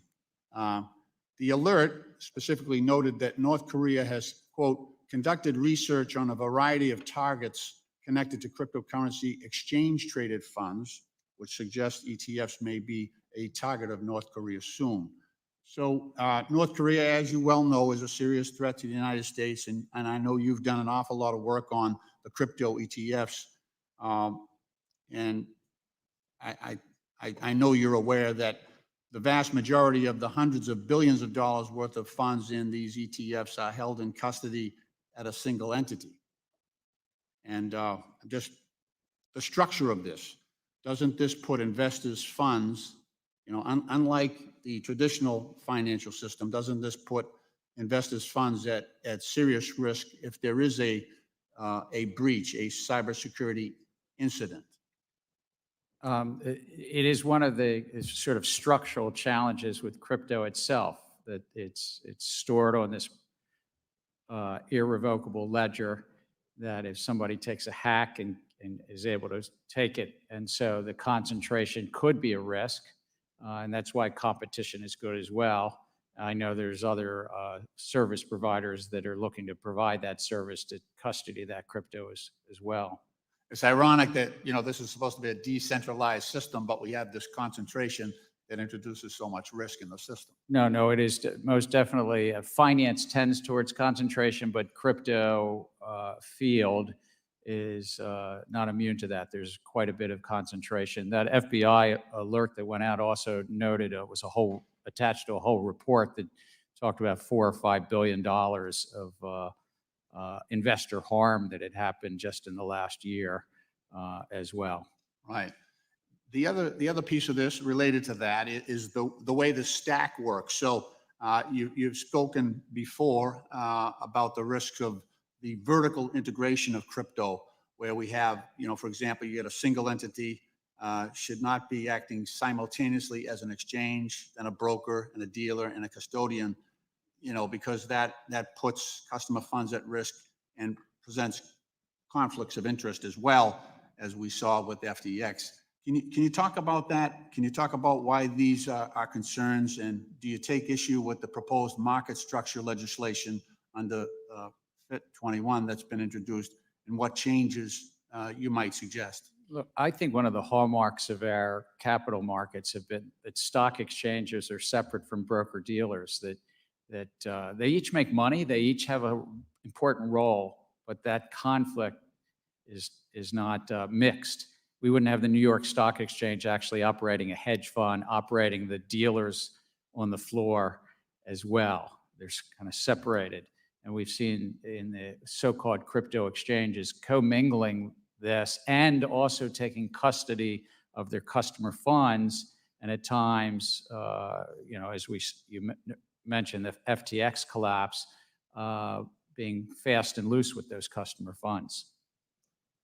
Yeah, what I worry about is it seems to be that the crypto industry and in FIT 21 has proposed, because this is, digitized and we're going to put this on a blockchain, that we can sidestep all of the regulations that we've adopted here for the traditional finance industry. I think that the time-tested protections are really important. I would also say court after court has actually spoken, it's to an earlier point if I can, that this Howey standard is actually quite clear. One court said Howey provides clearly expressed test for determining what constitutes an investment contract. Another court said the SEC based its claim on straightforward application of a venerable Supreme Court precedent. I could go on and read quote after quote from cases in the crypto field. Well, thank you. Thank you for your courtesy, Mr. Chairman, and I yield back. Thank you. We'll now recognize the gentleman from Kentucky, Mr. Barr, for 5 minutes. Thank you, Mr. Chairman. Chair Gensler, you say Howey is clear, but let me tell you what's not clear. What's not clear is what the rules of the road are if you're in the crypto business. Over the past several years, the SEC has brought approximately 150 enforcement actions related to the digital asset ecosystem. In 2023 alone, the SEC brought nearly 50, up from 53% from 2022. Let me read a description of what your agency is doing to one particular company, Coinbase. Today's Wells notice does not provide a lot of information for us to respond to. The SEC staff told us that they have identified potential violations of securities law, but little more. We asked the SEC specifically to identify which assets on our platforms they believe may be securities, and they declined to do so. Today's Wells notice also comes after Coinbase provided multiple proposals to the SEC about registration over the course of months, all of which the SEC ultimately refused to respond to. So Coinbase repeatedly, 30 times, tried to come in and register with the SEC, and the SEC refused to respond. They then submitted a petition for a rulemaking, which was rebuked, which was completely ignored. Then the SEC identified potential violations in a Wells notice, but refused to identify what those were. Howey, in your mind, is very clear. What participants in the crypto space are telling us is that this is totally unclear. Commissioner Peirce, is this moving target, is this lawlessness by the commission conducive to investor protection? No, it's not. Chair Gensler, I think we need not only FIT 21, but we need an SEC that actually establishes rules so that everybody knows what they are and enforces those rules instead of making everything a moving target and refusing to respond to requests from investors and providers of crypto assets what those rules are. But I want to move to another question really quickly. Over and over again, your administrative actions have been invalidated by the courts. And we've seen it in the proxy advisory rule, the private funds disclosure rule, the debt box example, the stock buyback rule, Grayscale, Ripple. Over and over and over and over again, your administrative actions have been struck down in federal court. Commissioner Peirce, what does this say about the legitimacy and reputation of the SEC when the agency is constantly losing in federal court? Well, it certainly says we need to be a little more careful when we go out with proposals and when we take actions to make sure that we're acting within the constraints that Congress gave us. And these are things that in many of these instances, private fund rule, advisor rule, for example, we knew ahead of time that there were legal questions about whether we had the authority to do what we did, but we moved forward, and this is not good for our institutional integrity. Well, it's in administrative law files, violation of the APA, arbitrary and capricious actions, but let's go to the basics. The basics is statutory authority. And now we have West Virginia versus EPA and Loper Bright overturning Chevron. In light of those decisions, Commissioner, can you identify any specific statutory authority, Commissioner Peirce, can you identify any specific statutory authority where Congress has granted the SEC authority to promulgate regulations that compel companies to disclose general and immaterial information about environmental or social issues? As I pointed out in connection with the climate rule, I'm very concerned about moving beyond materiality. I think that we are on shaky legal ground when we move away from financial materiality, which is the touchstone of our Well, is there disclosure. any statutory authority at all, specific statutory authority? There are instances where Congress has told us specifically conflict minerals, for example, where we want you to go and do something regardless of the materiality. Well, let me ask you this. Our colleagues, my colleagues on the other side of the aisle, Mr. Kasten and Mr. Vargas, introduced the Climate Risk Disclosure Act in the 116th Congress, and then the House passed a version of that in the 117th Congress, Representative Vargas's Corporate Governance Improvement Investor Protection Act. Those pieces of legislation, to their credit, to my colleagues' credit, attempted to confer specific statutory authority to the commission to do what you did in the climate disclosure rule. But guess what? The Senate didn't pass those laws. The fact that this body has proposed statutory authority, but specifically declined to enact it into law, what does that say about the SEC's authority to promulgate the climate disclosure rule? Again, our baseline is materiality. If Congress wants us to do something in immaterial disclosures, then they can tell us to do that. Point is, we haven't done it. You don't have the authority to do it. I yield back. The gentleman yields back. The gentlewoman from Ohio, Mrs. Beatty, is now recognized for 5 minutes. Thank you, Mr. Chairman and Ranking Member. To our witnesses, let me start with you, Chair Gensler. I've got a couple questions I'm going to try to get through. The first one is on proxy advisory firms. As you know, these firms are contracted by investors to provide them with independent advice and analysis on proxy votes, which is where the shareholders are presented with an opportunity to vote on a whole host, a range of matters requiring the company's policy. Proxy advisory firms also help level the playing field for those smaller investors who may not have the money, the resources to conduct such research on their own. Can you tell me how the SEC's regulations on proxy advisory firms ensure that these firms are acting in the best interest of the shareholders?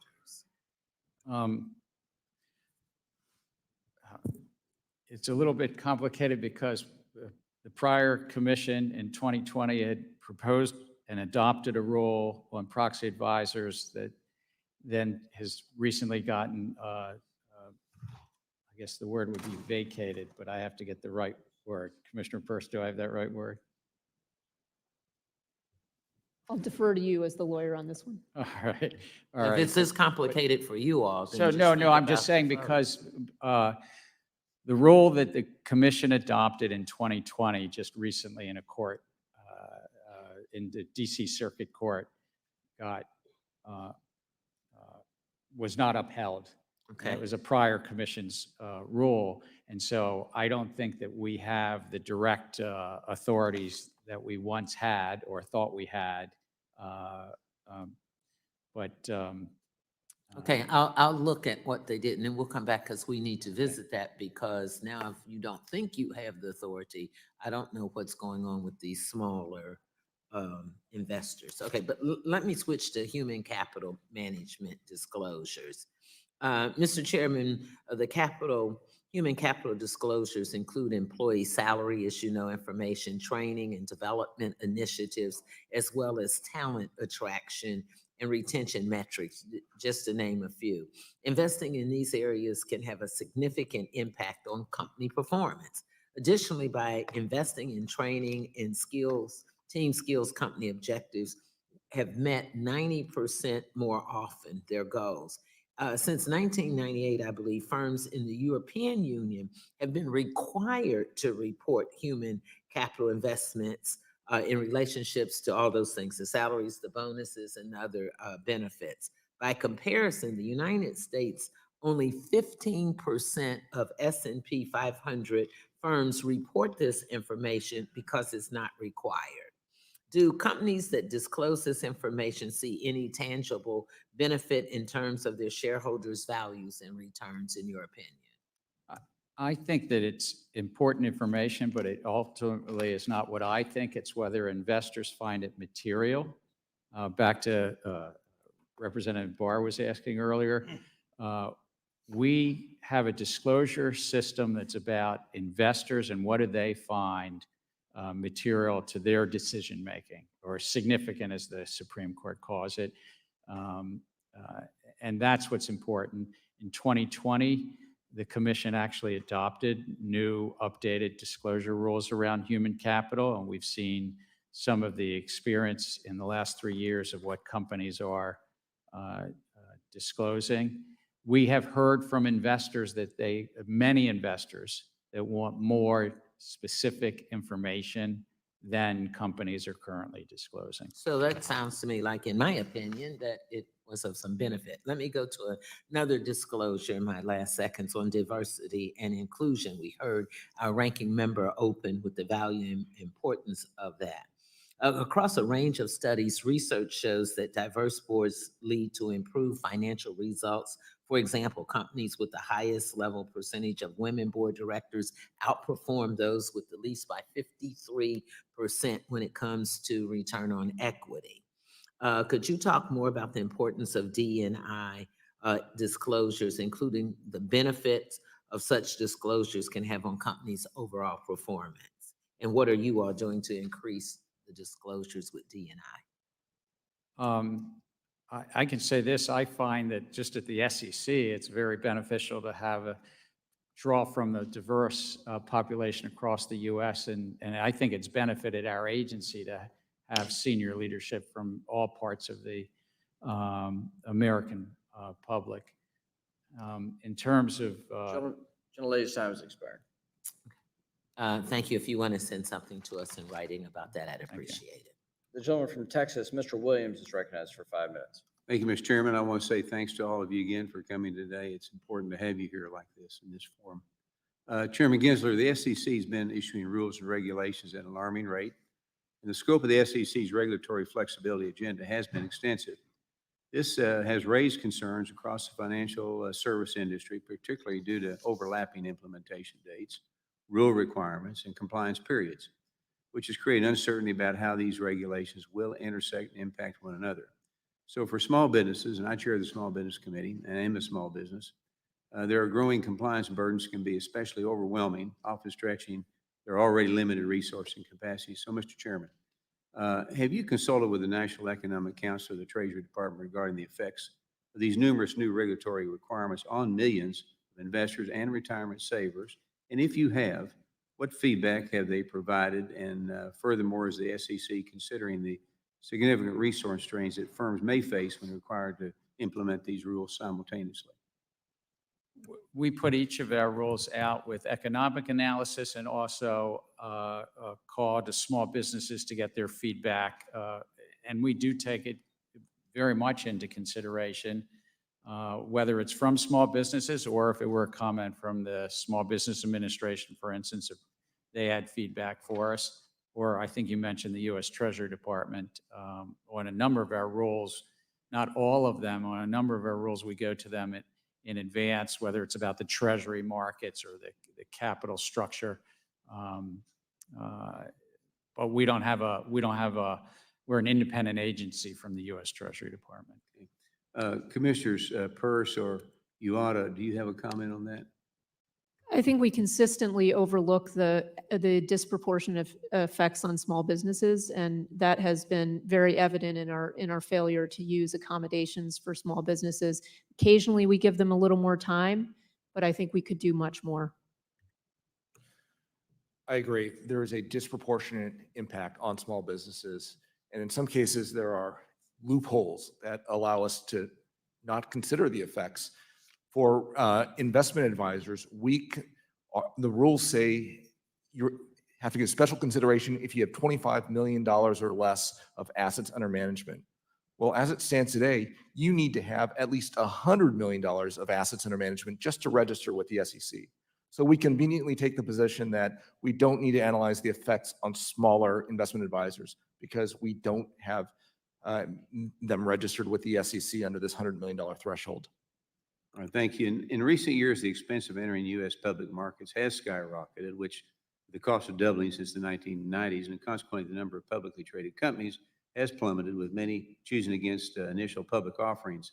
So this reduction in IPO activity has diminished investment opportunities and slowed both growth and innovation.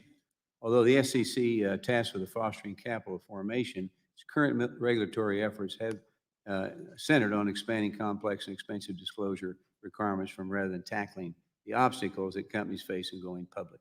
So with over 68 regulatory actions on the agenda, not one directly addresses capital formation, which is key to market accessibility. And instead, the emphasis on more stringent regulations has made U.S. markets less appealing. So further discouraging companies from coming here, particularly small businesses, and from entering the public sector. So Commissioner Peirce, how has the SEC's focus on increasing regulatory and disclosure obligations rather than facilitating capital formation contributed to the decline of the IPO activity and the reduction in the number of U.S.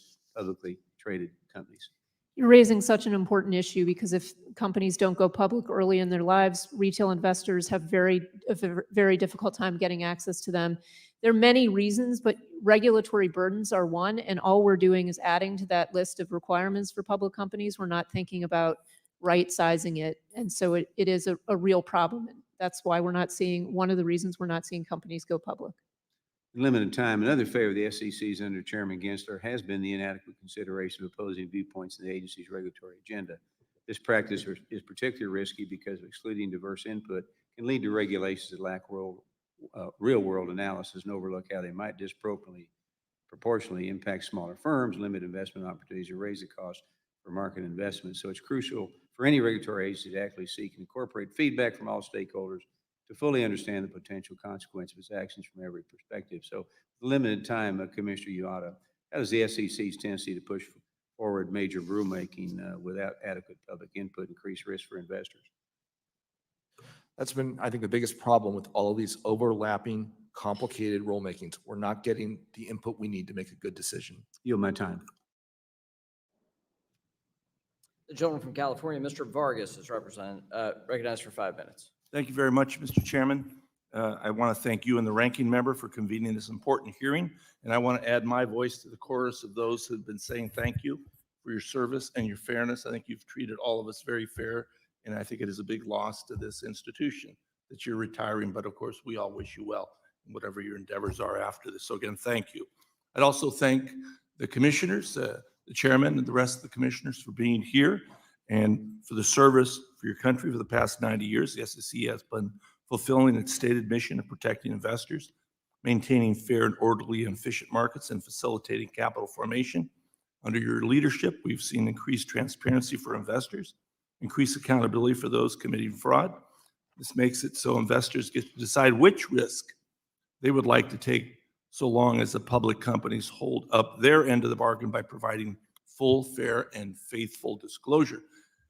But I want to blame all of you, and in particular, Chairman, I want to blame you for a very boring meeting today. Very boring. And there's a reason for that. And the reason for that is there isn't the whole gaggle of reporters and camera people here in the front, because you've done a good job. And because the markets are doing well. If you had messed up, there'd be a whole bunch of reporters here wanting to know, but even my colleagues are not here. They all left. Pretty boring hearing. So I want to blame all of you for working so hard to make this such a boring meeting. And I have to say, I do follow politics a little bit. And I heard the 2020 election, heard something like this, a prediction. The stock market will crash if Biden wins in 2020. By the way, do you know who made that comment? You don't have to answer. I think you know who made that comment. And now that same individual says, if we lose, we're going to have a crash like you wouldn't believe. And went further, the largest stock market crash we've ever had. Well, I don't think that's going to happen either. Other predictions didn't seem to happen. But again, it's because you guys have done a very good job. And it's interesting here listening to you, because I normally read about you. I don't get to see all of you in person. There's a difference of opinion, clearly. And it's well articulated by all of you. And I think that that's healthy. And that's what we should have. None of you, unless I'm not aware of it, do any of you want to close down the SEC? Are any of you threatening to? Mr. Chairman, are you threatening to close down the SEC? No, I think it was a great creation of Congress, and it's helped the American public. Yeah, of course. And this is the way things are supposed to work in America. And I do still believe that we are the best hope for the world, really, to have a fair and just world when we can have discussions that are reasonable. I know they tried to parade the horribles here earlier, but no one took the bait, because the truth of the matter is that the markets are working well. Where is the Dow Jones, by the way? Commissioner Purse, where is the Dow Jones today? Do you know? Well, I haven't looked today, but I mean, the Dow Jones is doing well if we're looking at numbers. But I do want to say we get along very well as a commission. We work very well as a commission. We can't measure the success of the agency by where the stock market is, but I think we do have tremendous capital markets in the U.S. and we really need to preserve them, and that's what we're all fighting to do. And I think you do it very well. You're eminently brilliant, as are the rest of your commissioners. And I think you guys do a good job. I do want to get, I needed to say that because, again, like I say, my colleagues try to figure out, how to make things sound bad. But the truth is, the economy is doing pretty well, especially after going through a pandemic, especially after all of the problems that we've had in the world with conflicts. The United States has been doing very well. I do want to talk, though, about environment, because I do think that the rule that you've adopted is a very good one, but you didn't go far enough. And we have difference of opinions. Did you have the authority to do that, Mr. Chairman? Promulgate and ultimately adopt the rule that you had? I very much do think so. I think it was grounded in materiality, very much grounded in materiality to investors, not to others, solely to investors. And I want to augment something a fellow commissioner said. I think we all five do get on pretty well. We have policy differences, but that's by design. Congress wanted this to be a robust policy debate. And I've chaired a multi-member commission twice now, and I really do believe in the give and take that we have. And my time is about up. So again, I'd just like to thank all of you for your service. Thank you. Thank you, Mr. Chairman. I yield back. Okay, thank you. And now we'll recognize the gentleman from Minnesota, the whip, the Republican whip, Mr. Emmer, for 5 minutes. Thank you. Chair Gensler, leadership comes from the top, correct? Leadership comes from a lot of things, but the top matters a lot. It's yes. The answer is yes, sir. But under your leadership at the SEC, it appears that you expect political allegiance, not just from the political appointees, but also from the civil servants you hired. Isn't that correct? That is not correct, sir. Well, sir, that's yet another deliberate distortion of the truth. The House has obtained emails between you and your now Director of Training and Markets. He interviewed with you and then sent you a follow-up email reassuring you, sir, that he aligned with your political views. So that to me seems like you expect political allegiance from the people that you hire as civil servants at the SEC. The way you hire and the culture you require encourages your staff to have loyalty to you above the law and above the mission of the SEC. Which brings us to the debt box case in Utah, where your attorneys, who no doubt heard your anti-crypto rhetoric, which is not based in law, went out and deliberately lied to a court in order to effectuate the commands from their chair to prosecute crypto companies. Chair Gensler, do you know of any other time in history where the SEC has been sanctioned by a court for material misrepresentation? First, if I might say, when we hire folks, we hire No, them reclaiming based my on- time, sir. The answer to that question is no, it has never happened. But let me ask you another one. Does the fact that we're talking about this today even slightly embarrass you? Look, the matters in that case were not well handled, and Reclaiming my we've said time that again. to the court. Reclaiming my time again. The debt box case should absolutely be embarrassing to you, sir. And just to be clear, the SEC had to pay with taxpayer dollars nearly $2 million in legal fees for this material misrepresentation, for this lie. You are aware of that, I'm sure. Is the debt box case the reason that why the SEC's head of crypto asset and cyber unit resigned in June, sir? No, they went to take another job. Okay, so no one in a senior level position here in Washington, D.C. has been held responsible for this complete abuse of taxpayer dollars. The SEC broke the law, your attorneys lied to the court, and no one in your leadership here in D.C. has been held accountable. That tracks. Seems like business as usual here in Washington. Okay, switching gears very quickly. It's been recently reported that Vice President Harris has finally said she'd craft clear rules of the road for the digital asset space if she becomes president.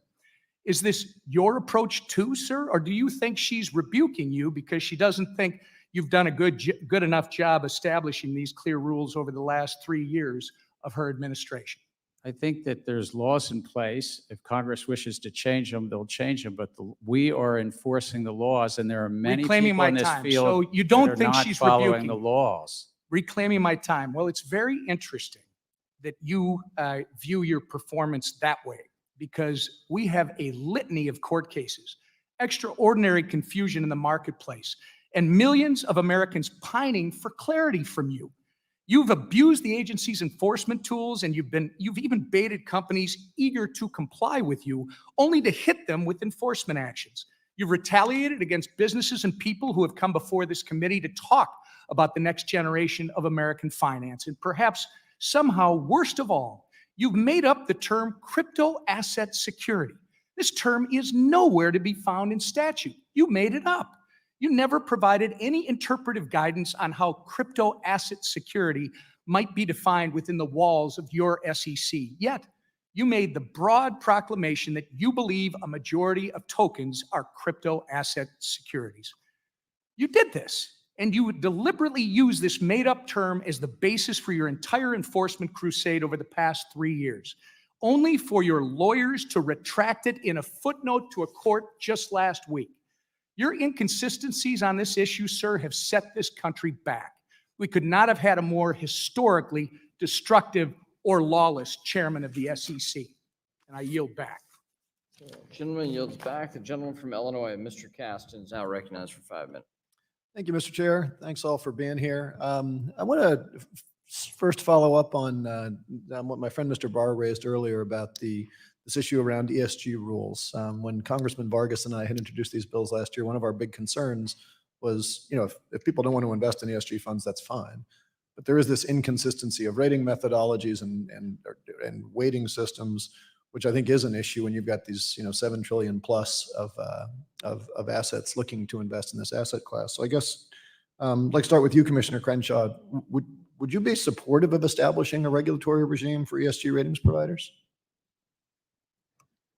I'm happy to discuss it and certainly open to thinking about it, and we'll look forward to any proposal that would come before me. Okay, well, I'd love to follow up, because I do think as we've gotten so politicized in this, but there still is the issue that we should have we have clear accounting rules for other issues. We should have clear accounting rules there as well. Appreciate it.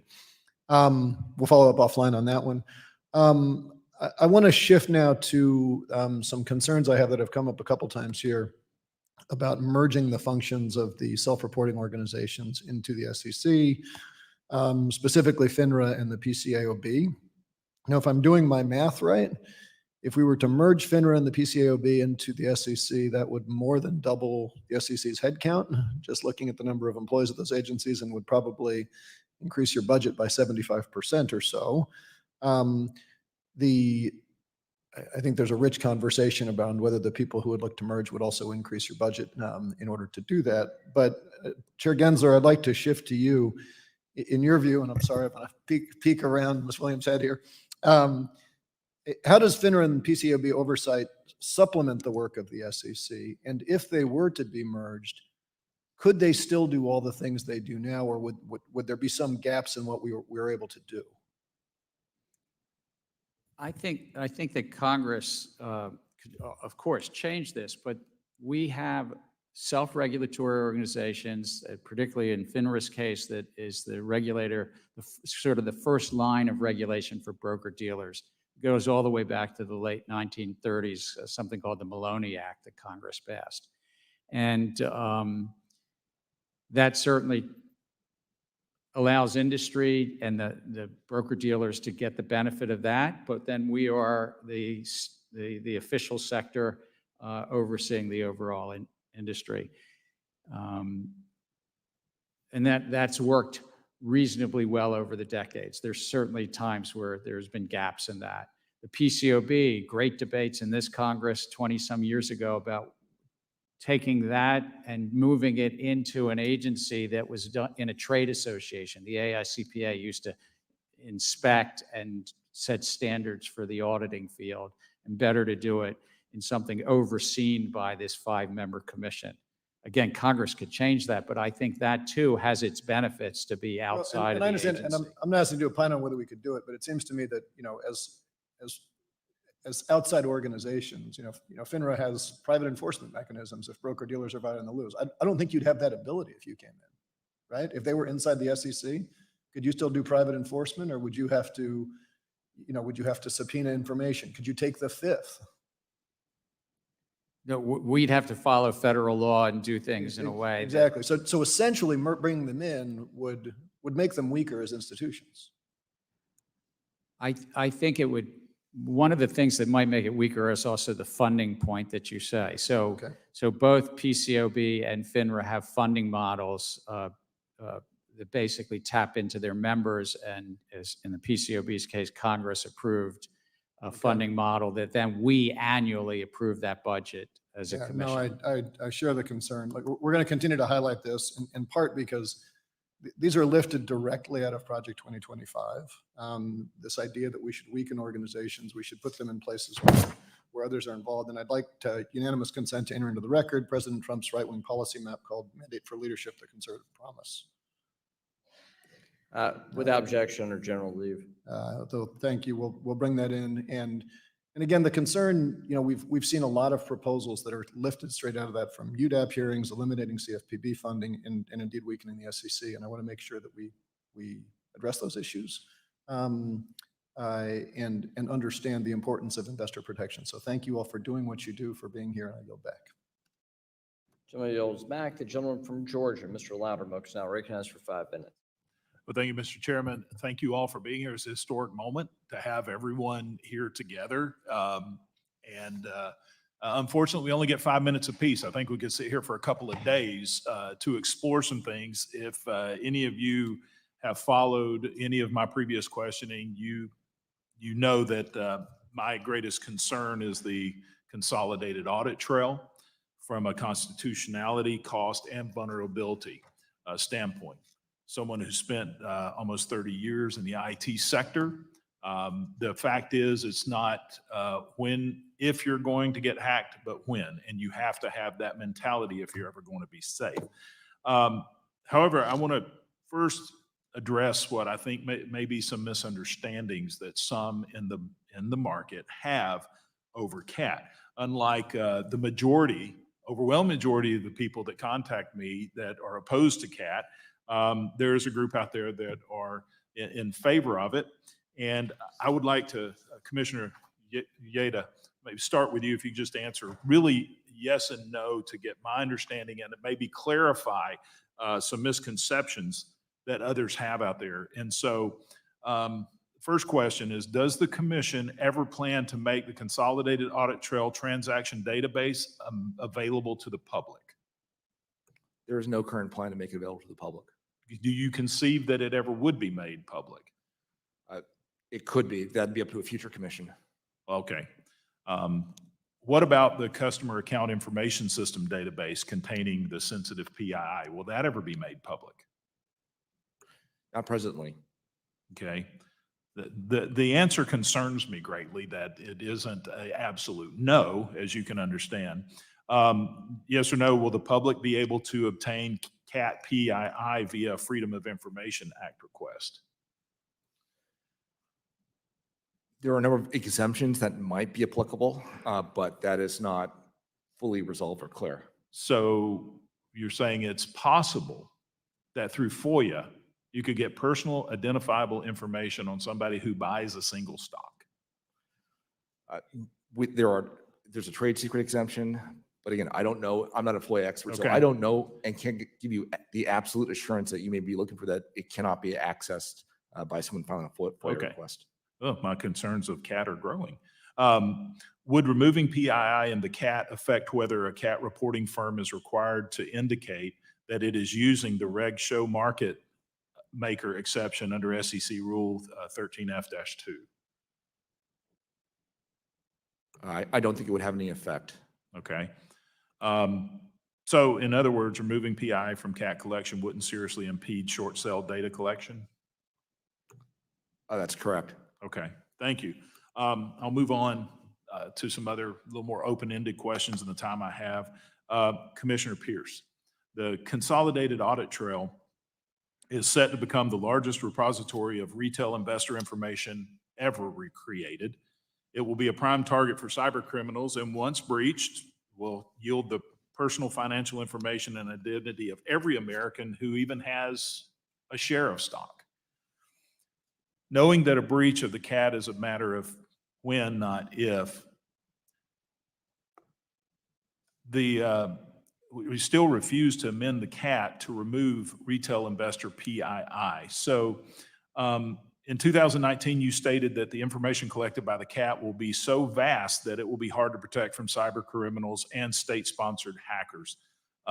Commissioner Pierce, have your concerns about the CAT changed at all? They've only grown because we have a data security amendment we proposed, but we haven't finalized. So I have even greater concerns than I had back then. Well, thank you. We share those concerns. Could the commission identify and stop market manipulation without CAT? We did it for many years without CAT, so yes. Okay. Do the beliefs of storing investor PII in a centralized system, even if encrypted, outweigh the risks? Absolutely.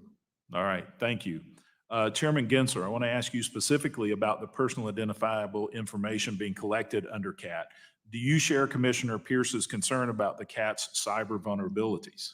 I share the views, but I also want to say the answers to your first three questions were no, no, and no. We can't release that information under FOIA. Okay. There's earlier questions. Well, thank you for that. It doesn't relieve my concerns over CAT, but the fact that it may be considered being made public at some point. No. Because, and this is my concern, then you just open the door for the Chinese to log in. I see my time has expired, and thank you. I yield back. The gentlewoman from Texas, Ms. Garcia, is recognized for 5 minutes. Thank you, Mr. Chairman, and thank you to all the commissioners for being here. And Mr. Chair, it's good to see you again. And first, I want to thank you personally for all the ongoing dialogue that we've had with your office regarding language access and financial literacy. You know firsthand how fraudsters and bad actors target vulnerable communities, and that's what I'm going to talk about this morning. One way to combat fraud is to educate every American about how to safeguard their money and how to invest. This is especially important as invested in stocks has become so easy that it's as simple as a video game, it seems, because it's so accessible now through our phones. Chairman Gensler, as of today, are there fraud tutorials in consumer resources available in different languages other than English on your investor.gov? I believe that there are in Spanish and in English, but I have to confirm what other languages, but No, we you're could, correct. That's what I'm being told. I just wanted to confirm that. Okay. Are you working on adding other languages? I mean, we're such a diverse United States of America. I think I'd like to get back to you. Yes, I think we ought to try to do that, but it's also about resource constraints and the like. You're right. Well, I'm hopeful that you can continue headed in that direction, because I think as it becomes easier to do, more people will try to do it. And if people don't understand in their own language the consequences of their investments, they're just going to end up getting in trouble. So thank you. And what strategies have you taken to best educate our older populations? Because as I think you and I have discussed also, how seniors are becoming to be a target for a lot of these, especially through the phone, what I call scams. No, that's a good word. And there's a lot of affinity fraud, not just targeting older population, but different parts of our community, so-called affinity fraud, and we do chase after that, and some of that's also in the crypto field to bring this all back together as well. What we do is investor education. We try to reach out. We work with communities to try to get that word out. Well, thank you. I think just as we spend time worrying about small businesses, we need to worry about the small consumer. And that's the point I wanted to make this morning. Commissioner Lisagara, as investment becomes more accessible, it's important to keep these communities in mind as we work to protect investors. Not long ago, reports came out across the country about Bitcoin ATMs strategically located in communities like mine that include working class Americans, immigrants, limited English proficiency speakers, and the underbanked. Consumers may find it convenient, but we end up with issues in this, I said earlier, scams. I don't want all of this to become like the modern, new payday lender. What are y'all doing to ensure that as we move forward with more access, particularly to technology, that we just don't repeat some of the issues we've had in the past with banking? Thank you, Congresswoman. A good question about the importance of protecting investors, vulnerable investors in our disadvantaged communities. I think we are exercising our authorities as appropriate on affinity frauds, targeting frauds wherever they occur. It doesn't matter what the nomenclature is, where we see violations, securities laws. We have an obligation to protect investors and to follow the law and enforce it. So I think we're doing that without fear or favor. I think there's a very robust process, internal process of ensuring that it is a fair process as well. But I do think it's an important priority for us to pursue to ensure that investors are protected from no matter how large or small. Exactly. Great. Ms. Purcher, you agree? Absolutely. There's a lot of work that we are doing and we have more to do. And I think on your point about getting information out in different languages, we can also work with firms so that they're able to communicate with people in the language in their mother tongue. Well, I was really shocked to hear from someone that works for an investment banking firm, I will not name it, that was actually instructed as an investment banker not to send anything in writing in Spanish. I'm going to get to the bottom of it. That may be tied to SEC regulation, but I'm happy to look into that. Well, I'll get back with the chairman on that too. It just seems like, especially in Texas, Gentlelady's time. it seems like an atrocity to do that. Thank you. Yield back, Mr. Chairman. The gentleman from Ohio, Mr. Davidson, the chair of the Housing Subcommittee, is recognized for 5 minutes. Thank you, Chairman McHenry, for putting this historic hearing together, long in the making. Thank you to our witnesses. It's great to have all 5 of you here today. Today's hearing directs attention to the commission's dysfunctions and frankly to the chairman's politicization of the commission and its work. Let me highlight 7 failures. Abuse of the rulemaking procedures, 61 so far, inappropriately short public comment periods, unworkable and unlawful ESG disclosure mandates, Hotel California style rules for crypto, where, they all have the ability or direction to come check in anytime you like, but never with the authority to leave with some approval or clarity. Endless discovery with no resolution, no clarity, regulation by enforcement for crypto.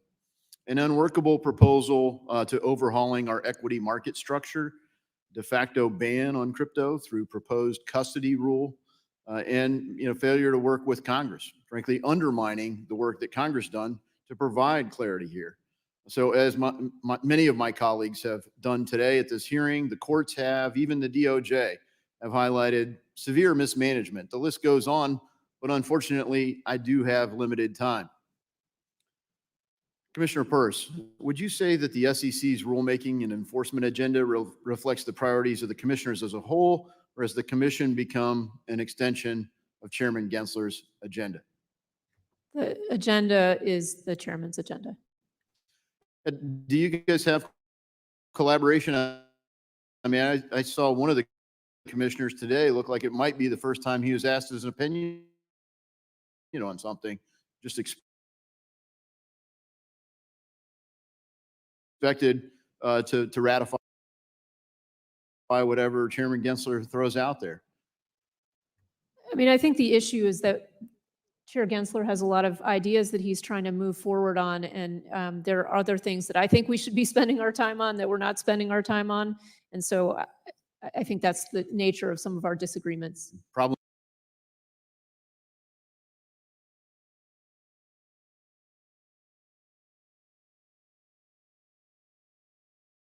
Problems being left unsolved. I appreciate you for highlighting many of them. My concern is just that by taking the world's best capital markets, I mean, we don't even have 5% of the world's GDP, but we have over 50% of the world's investment. Needs clarity and oversight to continue.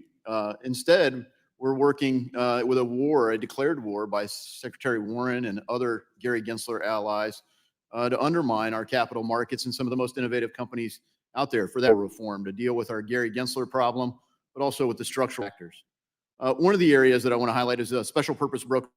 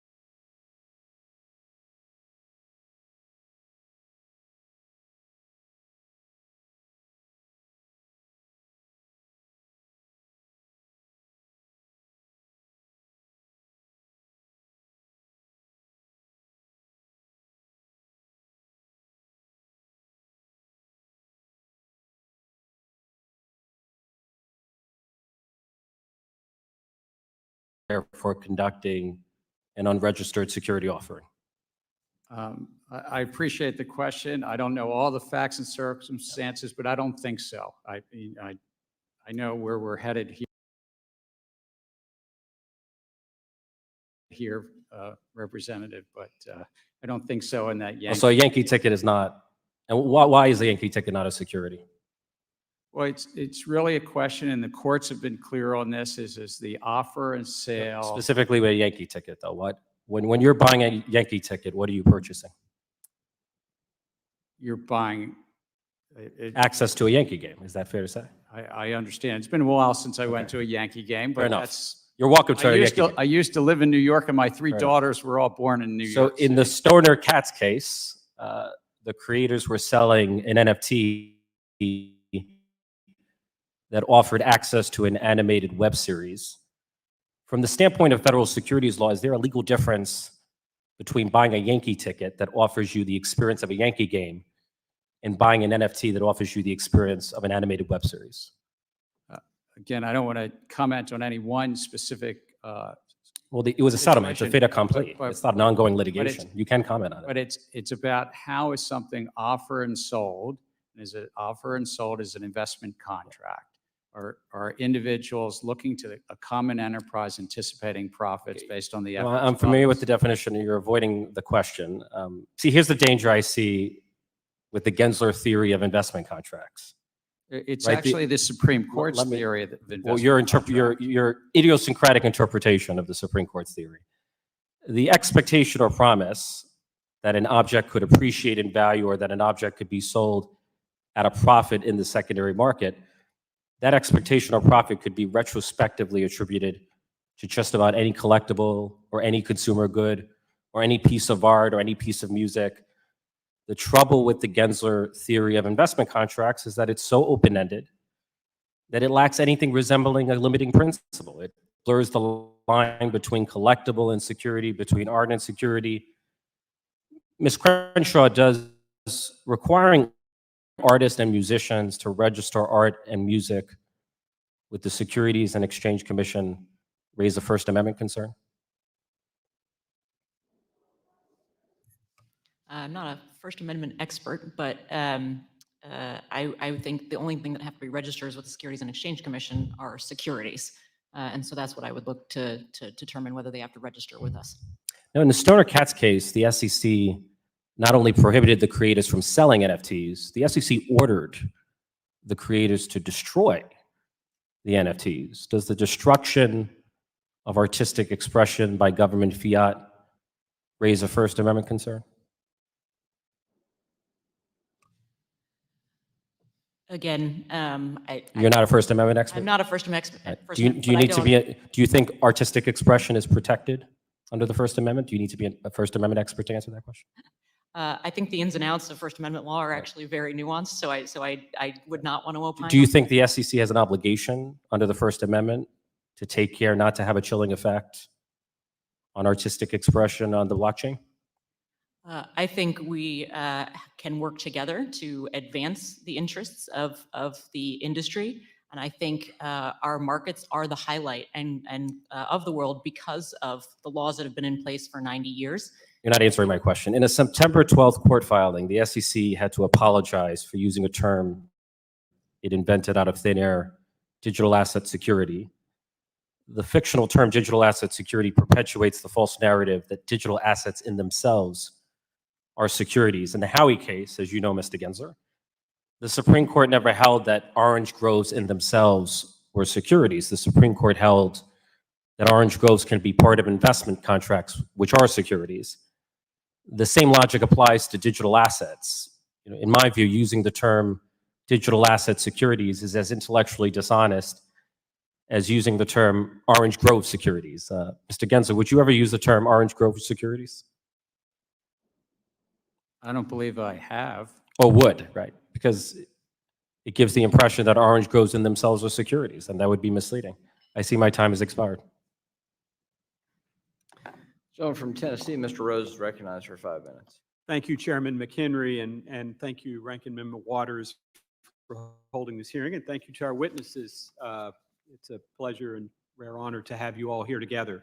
Chair Gensler, earlier this year, the Securities and Exchange Commission suspended the Consolidated Audit Trail, or CAT fee, filings to allow for public comment and to evaluate compliance with Exchange Act requirements. To circumvent this suspension, the exchanges withdrew those filings and submitted identical filings in August. Despite its failure to address any of the concerns raised by commenters, the SEC has now allowed these identical fee filings to go into effect.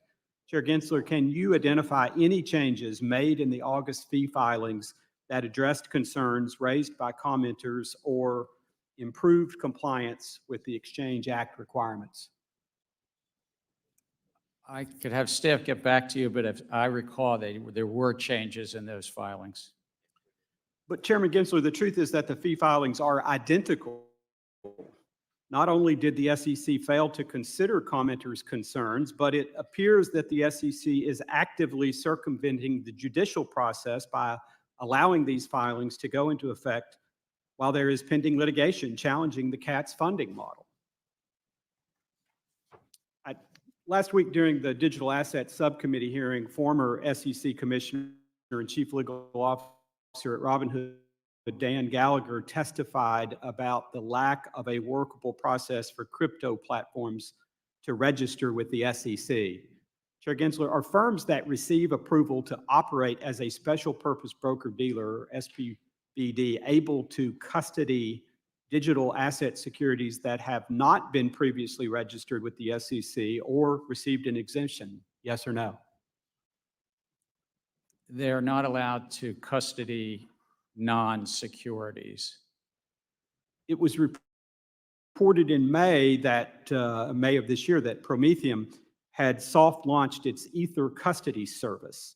Chair Gensler, given that Ether was not registered and did not receive an exemption, would Prometheum be able to custody Ether using its SPVD? I want to be careful here because I don't want to comment on one specific registrar, but under the special purpose broker-dealer regime that was adopted 4 years ago, to get the benefits of that, the firms are not to custody non-securities. Okay. Well, thank you for the clarity. Commissioner Peirce, this situation highlights one of my concerns about how the SEC is approaching digital asset regulation. Among members of this committee, we are debating whether the current rules are sufficient, while at the same time, the SEC is trying to modify existing rules, albeit not effectively, in my opinion, to seemingly provide some clarity to market participants. Can you describe your concerns with how the SEC has comprehensively approached digital asset regulation? I mean, I think the first problem is that we've used enforcement as our leading foot instead of using regulation.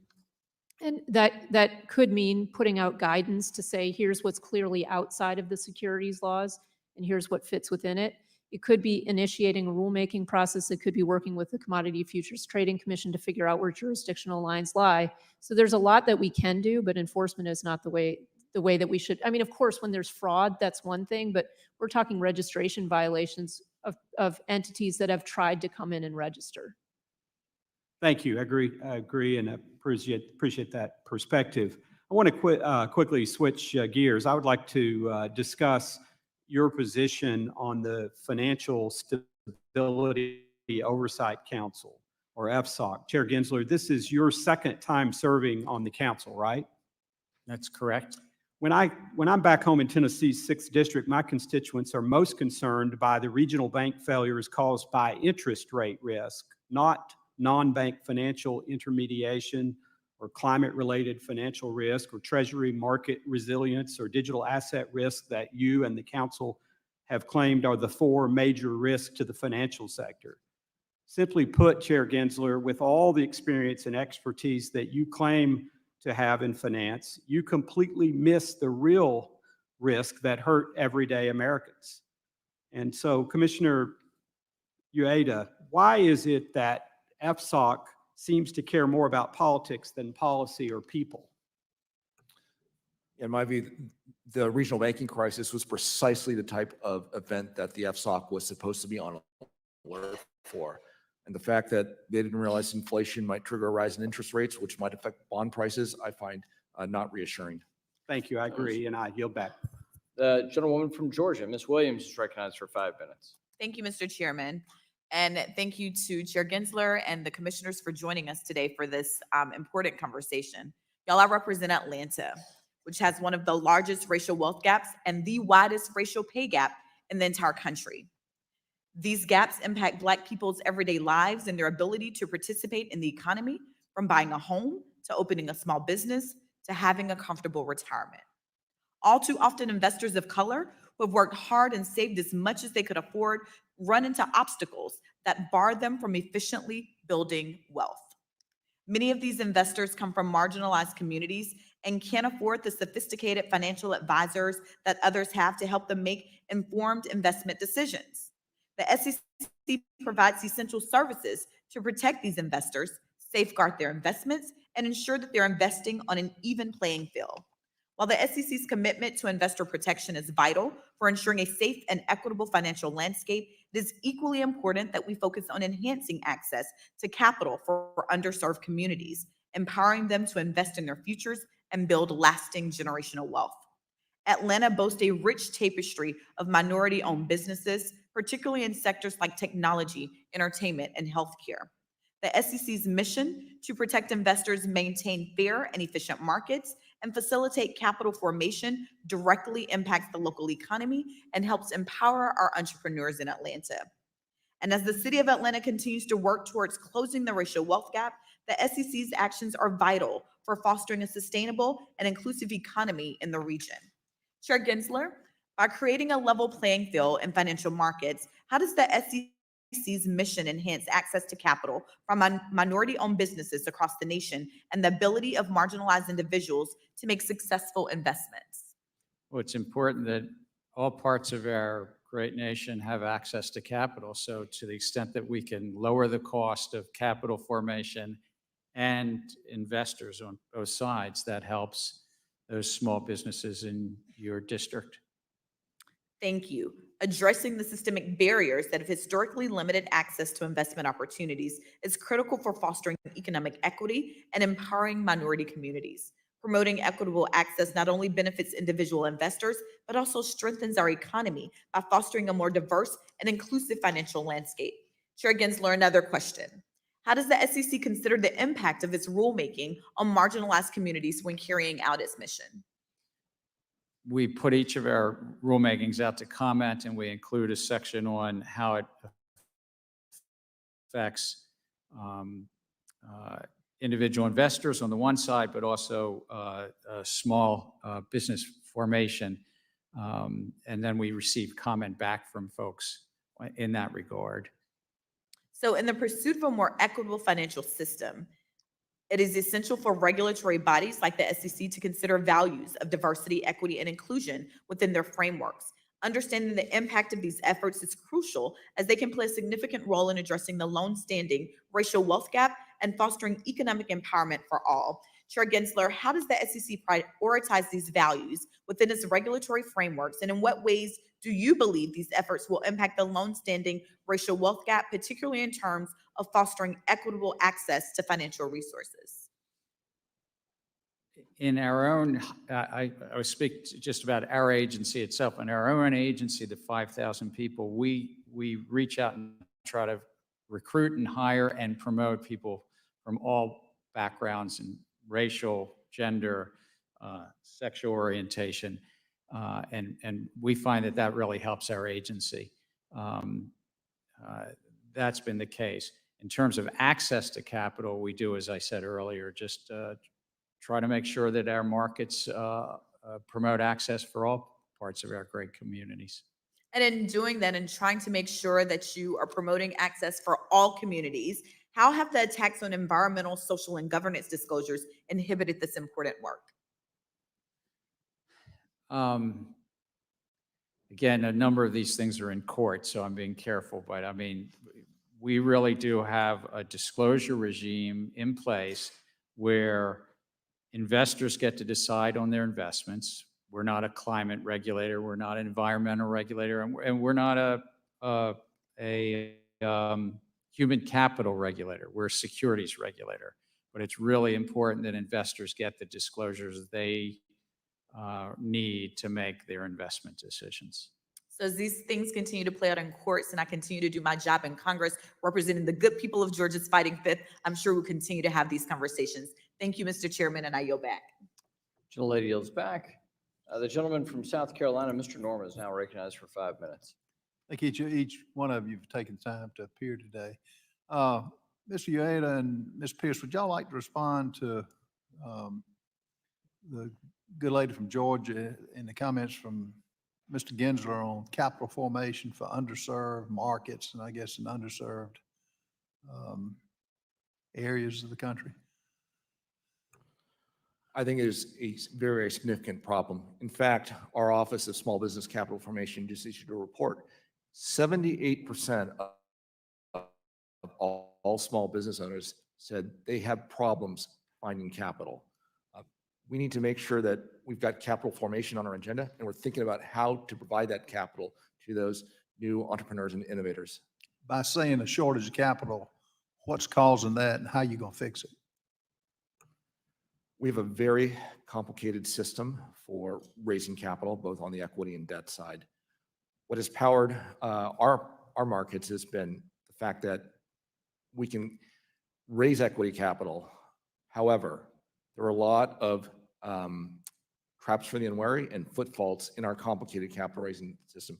We do not, you should have a system where there's $1,000 an hour lawyers that you need to consult before you can raise, say, $1.5 million in equity capital. That's outrageous. How do you fix that? How can we nix that? Well, we can simplify a lot of things. We have a very basic rule, which is when raising money, don't lie, cheat, or steal. For many of these small offerings, I think that's the only rule you need. How you enforce that?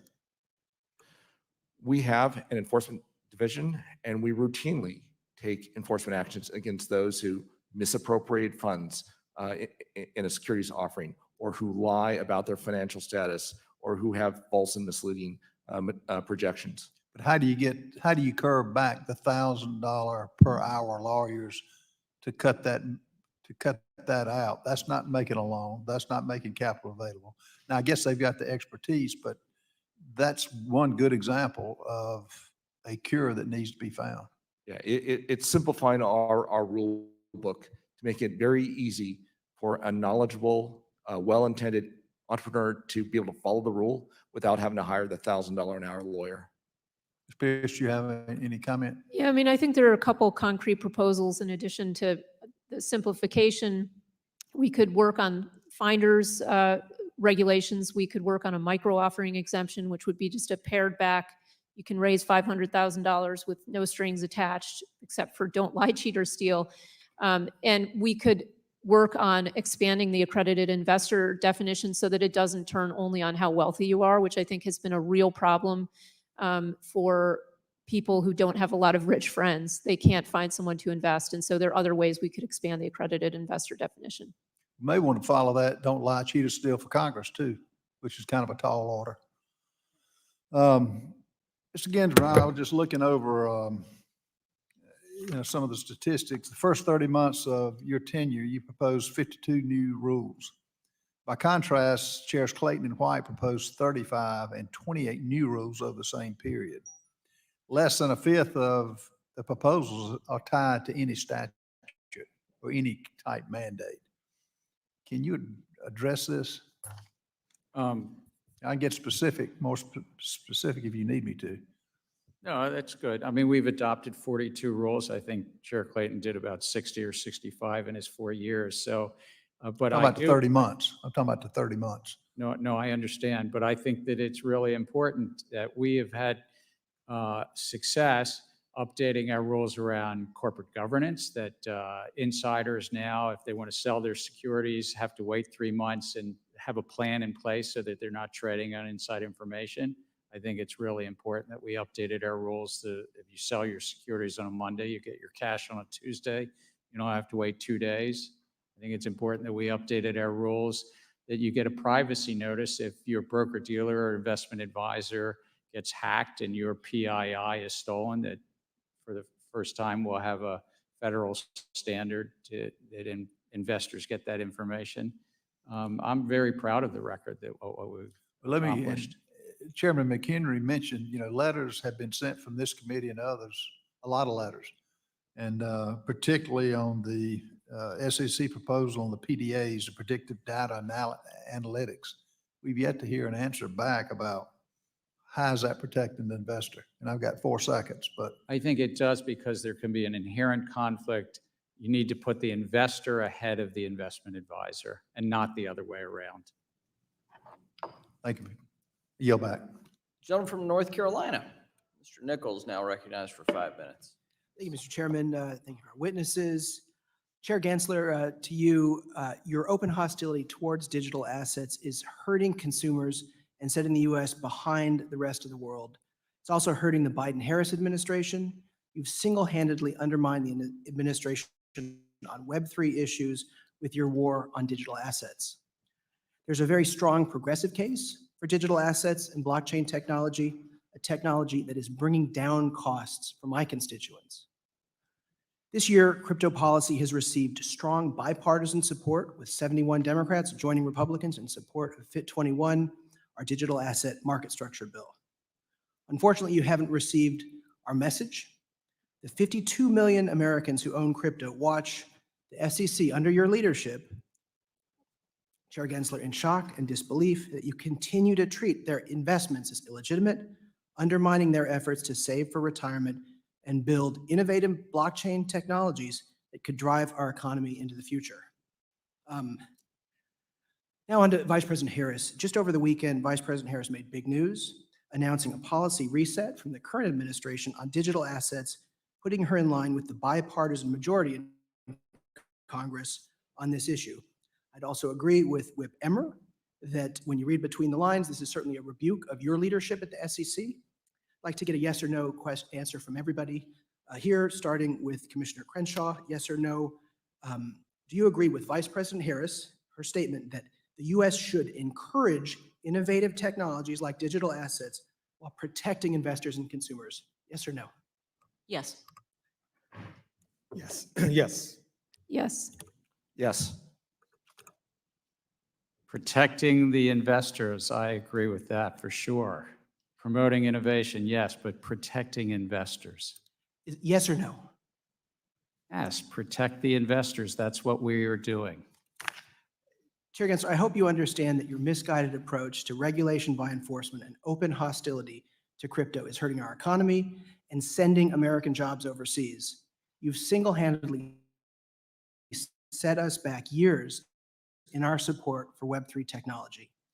I'd like to move on to SAB 121. As you know, the SEC overstepped their authority by issuing SAB 121 while also harming investors in the financial system. Chair Gensler, I have contacted your office repeatedly about SAB 121 and asked to speak with you about this. Your office has totally ignored all of our requests, so I'm very glad you are before Congress today to answer my questions.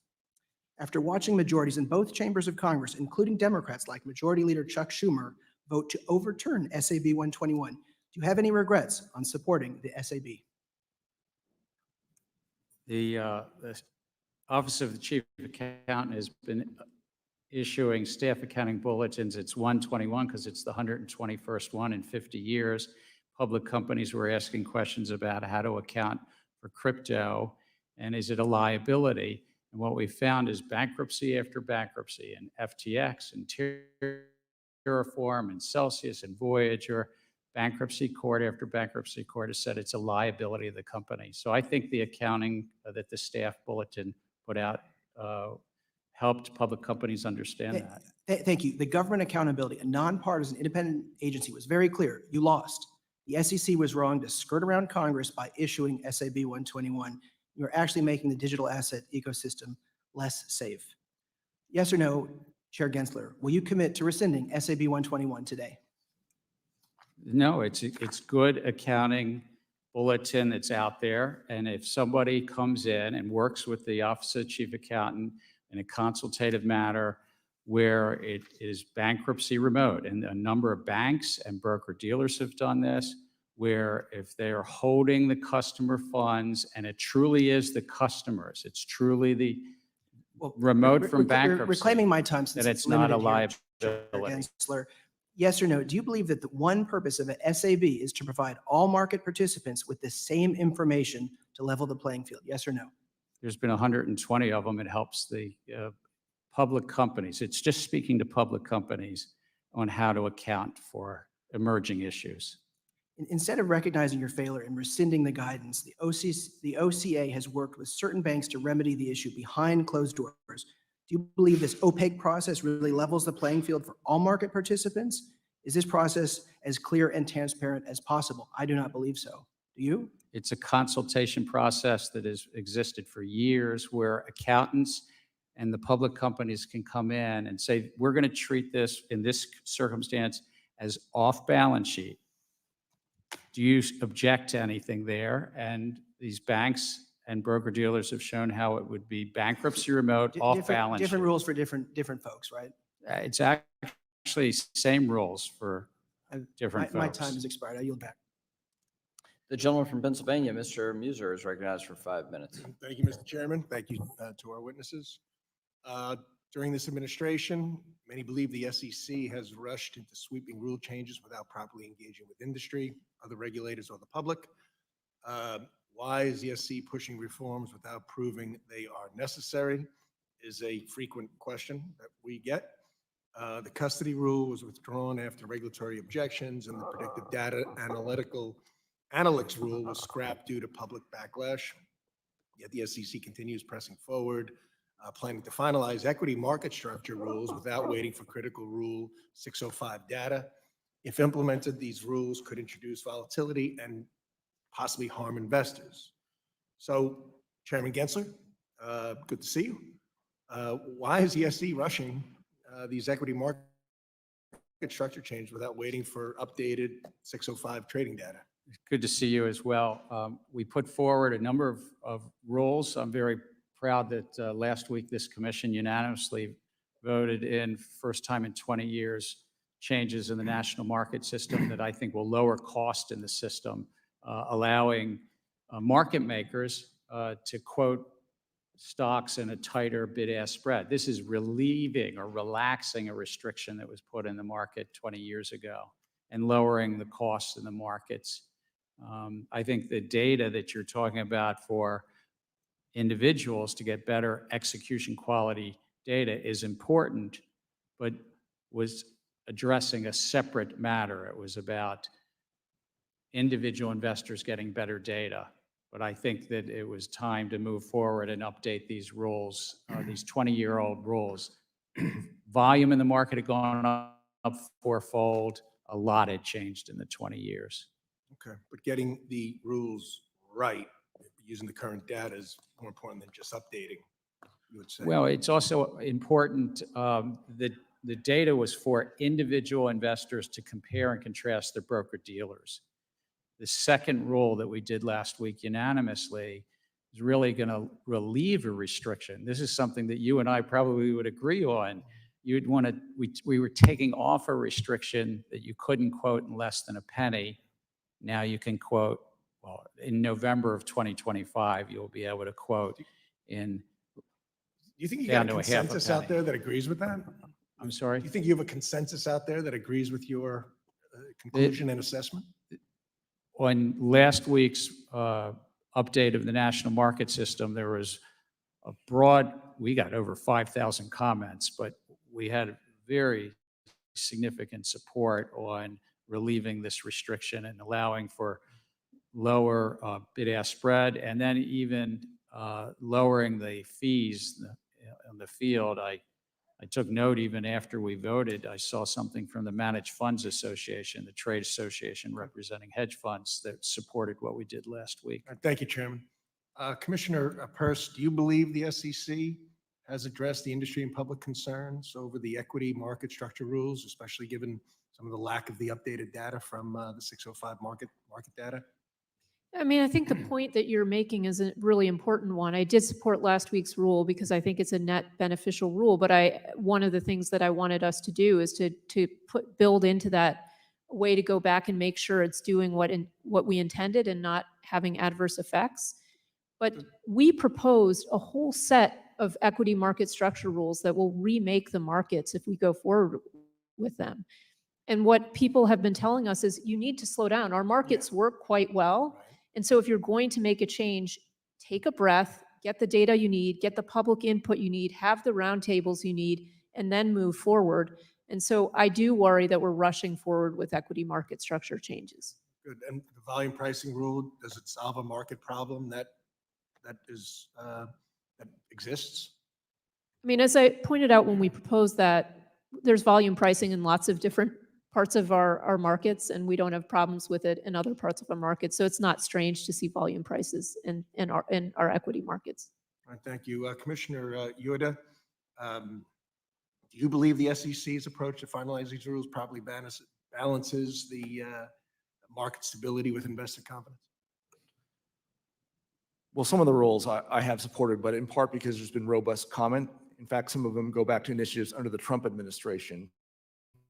For instance, T+1, that was something that under the Trump administration, they suggested we look at moving faster when we went to T+2. Treasury clearing under Secretary Mnuchin, he also broached that idea as a Thank you. I'm out of time. Thank you, Chairman. I yield back.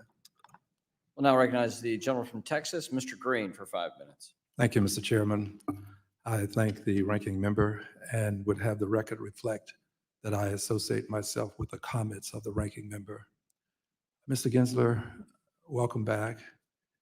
You were here about a year ago, and at that time we were on the brink of a shutdown. Within days, we could have a similar thing to occur if we don't act. My question to you, hopefully it will enlighten a good many people and help us better understand why shutdowns are adverse to the best interests of investors. My question is this: how does this, if there is a shutdown, how will it impact your staffing, the people that have a hands-on experience with helping investors? How will this impact your ability to protect investors? We would be in shutdown mode. I think it's only about 6 or 7% of our staff would be allowed to come in. 93% would not. So we wouldn't be overseeing the capital markets during that period of time. And if somebody was making filings to go public or to register a security, we wouldn't have people to answer their questions. Well, that's of concern to me. Let me address another concern. What about the businesses that connect to you in some way? How will it impact them?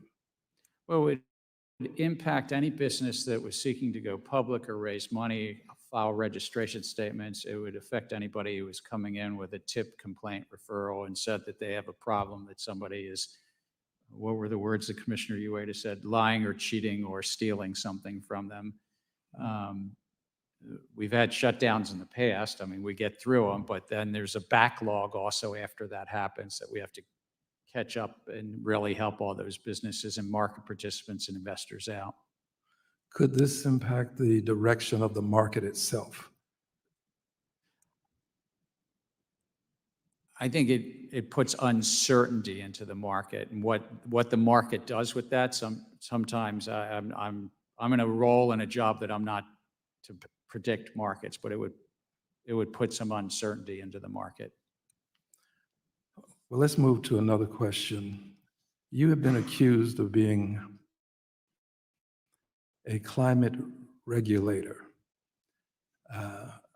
I think you should have an opportunity to explain why you are not a climate regulator. We're not in the law and we're not in practice. Congress has set us up as a securities regulator.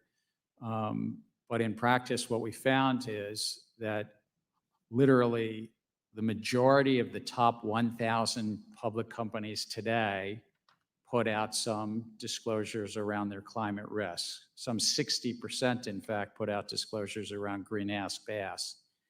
And investors, we find it material to their decision-making about investments. And so we put out a rule to notice and comment. We adopted a rule grounded in materiality because investors are using that information to make decisions, to bring some consistency to that which was already happening. Thank you. And I'll close with a statement. Ms. Williams made reference to this, and I'd like to say just a bit more about it. And it has to do with access to capital, especially for people who are of color, and within that subset, persons who are African Americans. 246 years of slavery, no access to capital. Invidious discrimination that was legalized, lawful in this country. We called it segregation. It was another form of racism. No access to capital. And to this day, we still experience discrimination when it comes to lending. Testing has validated what I'm saying. Closing the wealth gap will require more than having a methodology by which we impact all small businesses. There has to be something for the small businesses that have a legacy associated with invidious discrimination over centuries in this country. And I would also add this, women have to be treated in a special way as well. Thank you. The gentleman from Wisconsin, Mr. Stiles, recognized for 5 minutes. Thank you Mr. very much. Chair.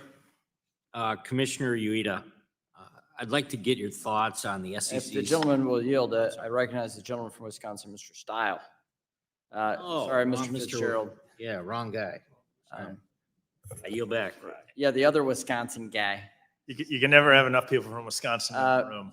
Let's make sure the record's clear. The answer is yes, you can. Gentleman's recognized for 5 minutes. Thank you very much, Mr. Chairman. In 2020, the Securities and Exchange Commission finalized rules governing proxy advisors under Chairman Clayton. These rules came from years of consultation and analysis. I supported the 2020 rules. It worked to really rein in powerful proxy advisors, in particular, the duopoly of ISS and Glass Lewis. I was frustrated when the Securities and Exchange Commission then effectively ripped up those rules, said they weren't going to enforce it, and began the process anew. Out of the gates, start with you, Commissioner Peirce, if I can. Do you believe that proxy advisors offer market-moving advice? I think we see that often the, people start voting as soon as their recommendations come in. So you view it as market-moving advice? It's certainly vote moving, yes. Vote-moving advice. Commissioner Ueda, would you agree with that assessment? I would agree. They are highly influential in how a fair number of asset managers vote. Chairman Gensler, would you agree that they offer market-moving advice or vote-moving advice, the proxy advisors? They influence voting, yes. So they influence voting. We had a rule that was put in place. I'll go to you, Commissioner Peirce. Was there material information that came to light that would have supported the decision to effectively gut out Chairman Clayton's proxy advisor rule? As I said at the time, I think it was basically a political U-turn. And what does that U-turn tell investors? What does it tell the market? It was unfortunate because, as you said, we had done a lot of work to get to the point where we had some rules in place, and then they got changed. And so I think it was very disappointing for the market to see their regulator working that way. And whose decision was it to make that U-turn? Well, it was not mine. It was the majority of the commission that voted for it. And so, Chairman or Commissioner Ueda, would you agree with that assessment that the decision was made by the majority? Or was it? I wasn't on the commission at the time, but I can tell you, as someone who has been with the SEC since 2006, I've spent a dozen plus years up before 2020 working on this with my fellow colleagues who are employed there. And this has been a very, very difficult process. And then after that thought I was on detailed Senate Bank at the time, it was unusual to see a flip that quickly. And it was even more unusual to see a 30-day comment period that I think started right around Thanksgiving and ended on Christmas, to ask for public comment on the flip. I share the frustration. I would urge all the commissioners to review the legislation that I drafted that was just passed as part of a larger package on the House floor to really rein in the duopoly in the proxy advisor market, because I think it can work to distort our markets and lower trust and confidence in our markets when you see this type of a concentration that's not being properly regulated by the SEC. Continue with you if I can, Mr. Ueda. Staff Legal Bulletin 14L really changed the calculus for excluding non-germane or duplicative shareholder proposals. Who's deciding to grant no action letters, and whose judgment are we relying on to evaluate and implement Staff Legal Bulletin 14L? The decision is solely by the SEC staff, which reports up to the chairman. And how would that come before you or other commissioners, or can it, once it's decided at the staff level? From a practical standpoint, it does not. There is a small process the staff could recommend the commission approve or disapprove, but in my entire 18 years at the commission, I've never seen that done. So you've never seen it done, so it's always been implemented at the staff level. And so when we look at Staff Legal Bulletin 14L, it can have a very significant impact, because once that the staff is implementing that staff legal bulletin, then it never comes before the full commission. That's correct. Okay. One final question here, cognizant of my time, Commissioner Ueda.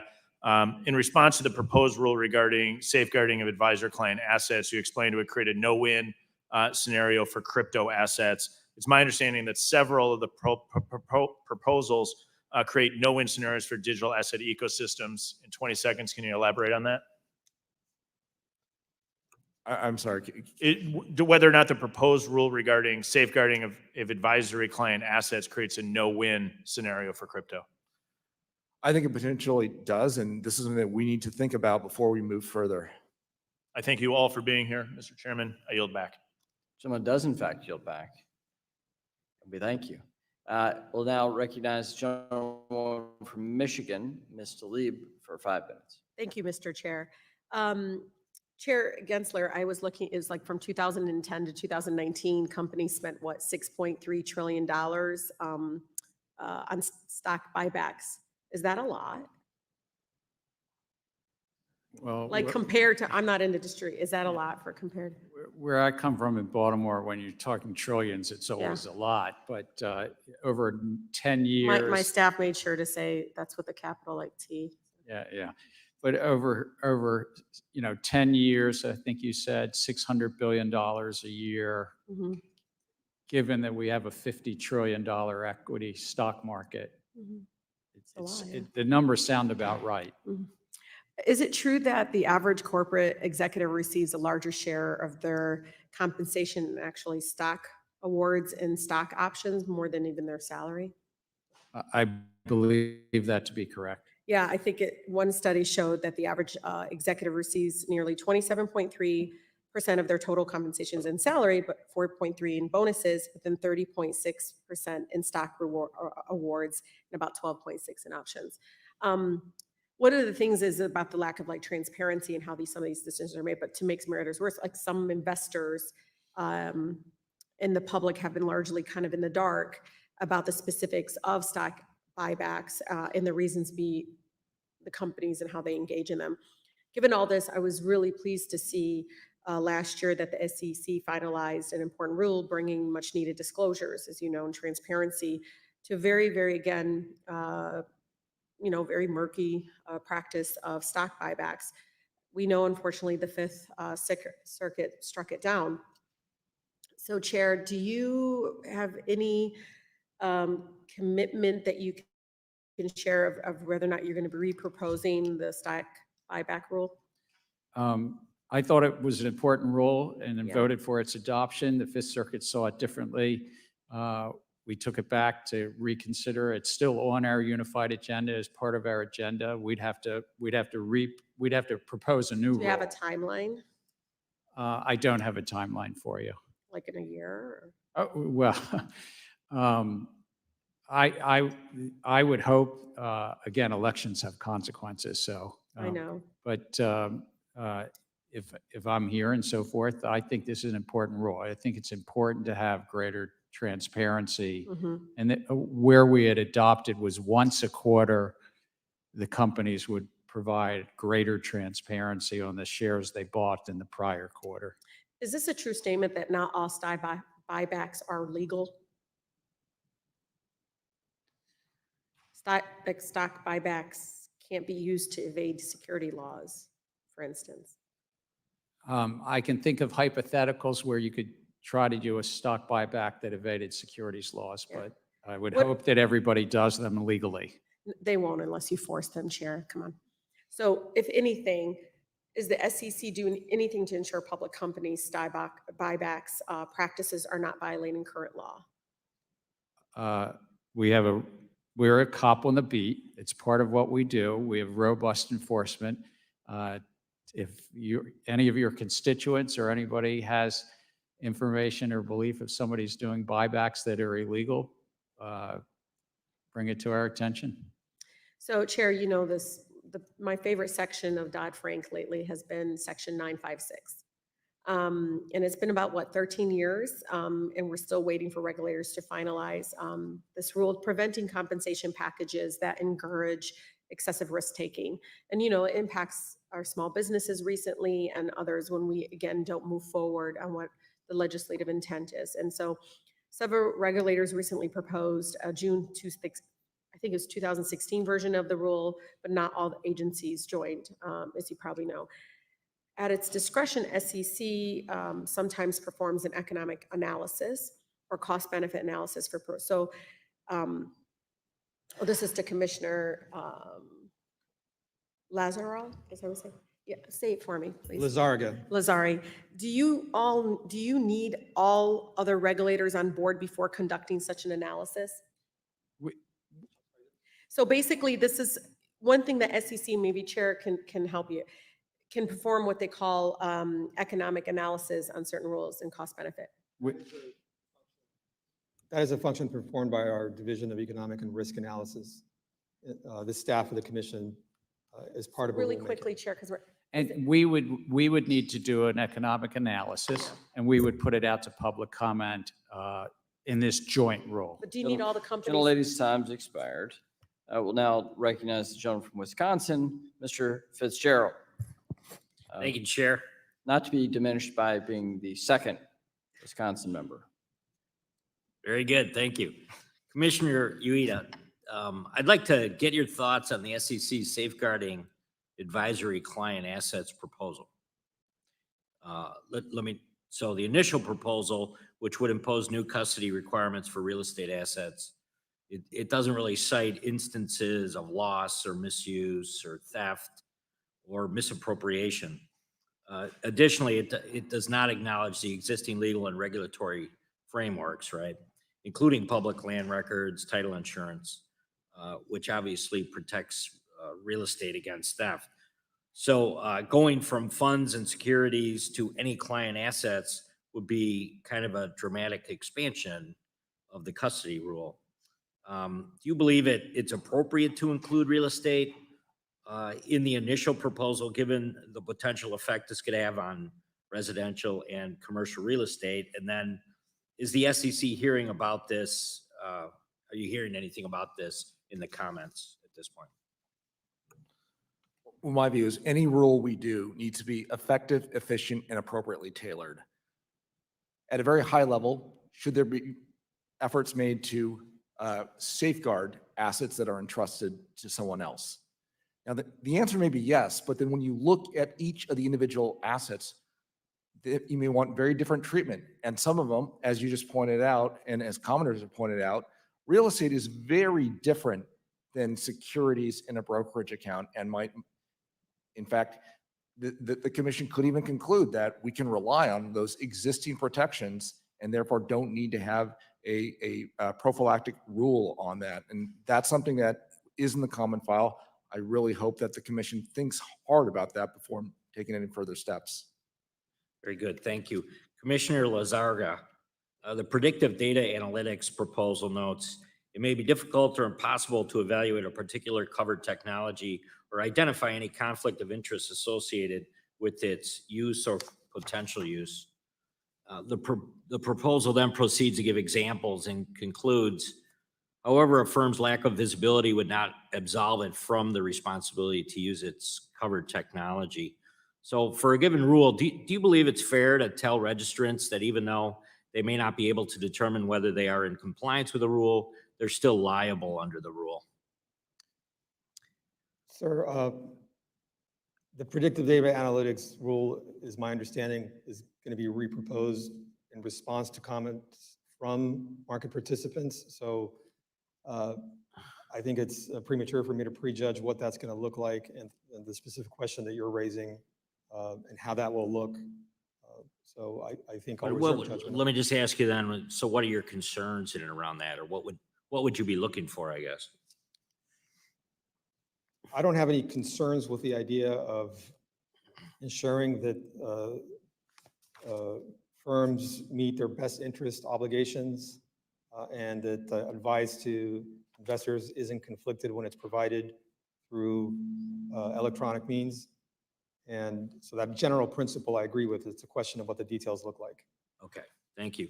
The recent proposal by a fixed income clearing corporation to adopt SEC requirements to essentially clear U.S. government securities would apply in an extraterritorial way so that transactions between a bank's foreign branches and foreign counterparties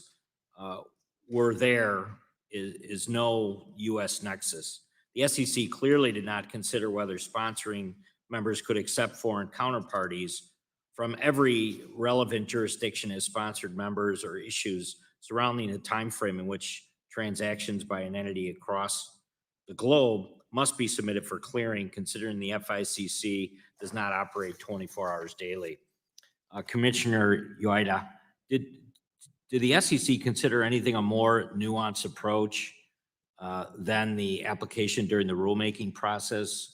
The one size fits all is, I think, what we've become used to. Would you put it in that category? Well, we try hard to think about possible consequences and effects, but we don't always get it right.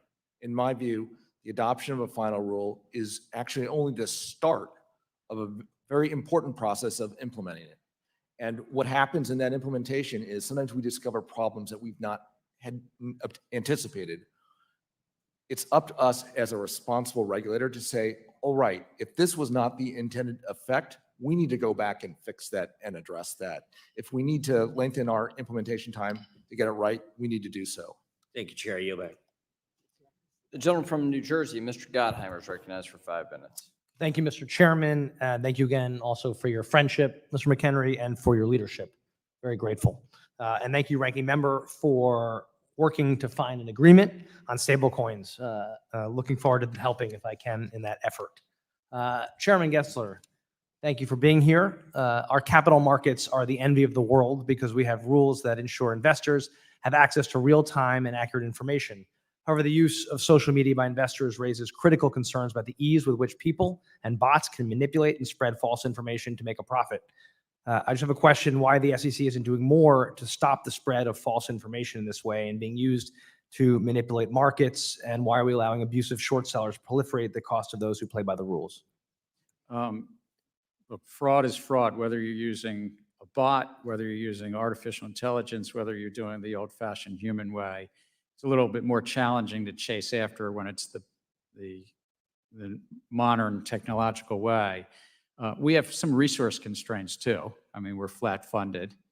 I know lots of agencies come in front of Congress and say the same thing, but I'm saying flat funding definitely constricts it. So I'd say it's just the challenges of technology and the challenges of funding. If you see somebody online, some people purposely manipulating or some handles online purposely manipulating or doing pump and dump or reverse pump and dump. We're going to chase after them, which is more technically, that's Baltimore street talk. I think you understand it in New Jersey. I do, but you will, and you are. As the SEC, I think, to me, needs to send a very clear message and take appropriate enforcement action against market manipulators and abusive short sellers. And it sounds like I have your commitment to do that. Yes. Can I ask each of you, do I have your commitment to do that? Yes. Thank you. Yes. Thank you. Yes. Yes. Thank you so much. Mr. Chairman, Chairman Gensler, can you please clarify, and this is a concern that was brought to my attention during the process, why the SEC staff refused to provide technical assistance to the Committee on Landmark Digital Asset Legislation, FIT 21? I think we actually did provide technical assistance to Chair McHenry and to head of the subcommittee, Chair Hill. I know I met with Chair McHenry a number of times personally. I know you did, but my understanding is the staff refused to provide any kind of technical assistance. If I recall, there was multiple pages of written technical, I mean, maybe it's called something different up here, but there was written. Okay, that's good to hear, because feedback. that was a concern that was brought to our attention during the process. And under Article 1 of the Constitution, as you know well, Congress erected the independent agency with the expectation that the agency would provide Congress with technical assistance on matters. And I assume you see that as part of the responsibility of the agency to serve Congress as well. Yeah, we do on both sides of the aisle and the Senate and the House try to give feedback literally 50 to 100 times a year on different legislative initiatives. Okay, thank you. I just think it's really important the agency understands that we're here as well. And sometimes it gets a little lost in my opinion, but I'm glad to hear that. I guess I'll go broader for a different question on ransomware attacks. Grew 74% last year. On average, a ransomware attack costs a company nearly $5 million. This kind of attack can put small businesses like those in Jersey out of business. And holding attackers accountable has been a huge priority for me, which is why I'm leading the bipartisan Public and Private Sector Ransomware Response Coordination Act to create a unified response to these threats. Just want to, if I can, ask how the SEC is working with other agencies and law enforcement to address ransomware attacks in the financial sector. We work with across the government with the intelligence community as well as Department of Justice and CISA. Ransomware is almost uniformly done using cryptocurrency as well. So it sort of intersects with some of the work that we're doing in cryptocurrency. And as it relates to public companies, we adopted and now has been implemented that public companies, if they have a cyber attack that's material to investors, there's some public notification, and sometimes those cyber attacks are ransomware attacks. Well, I appreciate that. Last question. What kind of discussions are occurring at the SEC about the impact of Chevron ruling? And how are you going to handle that, which could really change the way things go at the agency? We do what we do according to the laws passed by Congress and how the courts interpret them. The Supreme Court has made a number of rulings, not just the Loper-Bright that you referenced, but other rulings, and we take that. Of course, it's the law of the land once the Supreme Court says it. Thanks, Mr. Chairman, and we're excited to have stable coins come your way. Thank you. Gentleman, back. Gentleman yields back. I now recognize myself for 5 minutes of questioning. Chair Gensler, regarding Rule 15C2-11, the only reason market participants have been able to comply during the past 2 years is the SEC issued a no-action letter that provides a minimum amount of customization of the rule for fixed income markets, which, as you know, are very different from equity markets.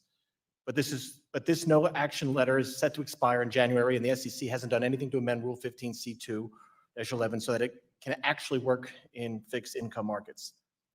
Letting the no-action relief expire could significantly disrupt those markets, which are critical to funding businesses across the country, funding consumer lending like auto and home loans, and supporting everyone's 401k, pension, or other retirement and savings plans.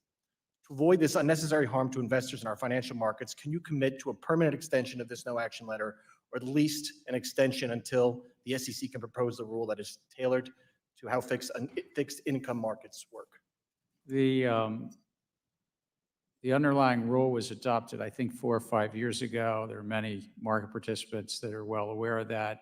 The commission did adopt an exemption with regard to 144 securities, if I recall, and that's what we've done.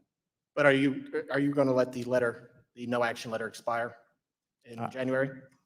I'm making no commitment here today. Thank you. Last year, Chair, the Commission proposed the Safeguarding Advisory Client Assets rule to expand the role of qualified custodians when registered investment advisors custody assets on behalf of their investors. At the time of the proposal, I voiced my concerns that the proposal is inserting itself into matters at the core of the banking system, and specifically within the jurisdiction of the prudential regulators. As proposed, mandatory cash segregation would significantly increase the cost for investors and complexity of providing custody services and locking up cash deposits would be a major departure from current banking practices. Back in May, Chair Gensler, you mentioned that this proposal would need to be reproposed. Can you provide us with an updated timeline when we might see a reproposal? I don't have a specific timeline, but there were a number of comments, including yours, around cash. There was also a number of really thoughtful and robust comments about the documentation and the cost of the documentation. So we're taking and the comments about real estate that were even expressed here earlier, taking all that into consideration and looking through that. I think it will take some time, though. But do you think some of those comments would change would be shown up in the reproposal? I would anticipate, again, I don't want to prejudge, but I would anticipate the staff's work would be a revised proposal taking into consideration the cash, the concerns around cash Segregation. which were certainly heard by this one commissioner very loudly. Okay, thank you, Chair. Before I move on, I'd like to remind you that banks are subject to stringent prudential regulation, which requires them to control risk, hold adequate capital and liquidity, and have in place workable recovery and resolution plans. I want to move over to enforcement. While I support robust enforcement of our federal security laws, there's concerning trend at the SEC of regulation by enforcement under current leadership. As we've seen courts strike down SEC proposals, it appears that the SEC is turning to greater enforcement actions to address its rulemaking failures by attempting to institute regulatory changes outside the formal rulemaking process. I hope you've made it clear to the exam and enforcement staff that their responsibilities are to help enforce the laws as currently written, and that is not to form new ones. I'd now like to shift to the related topic of capital information, which has not received nearly enough attention from the SEC over the last few years.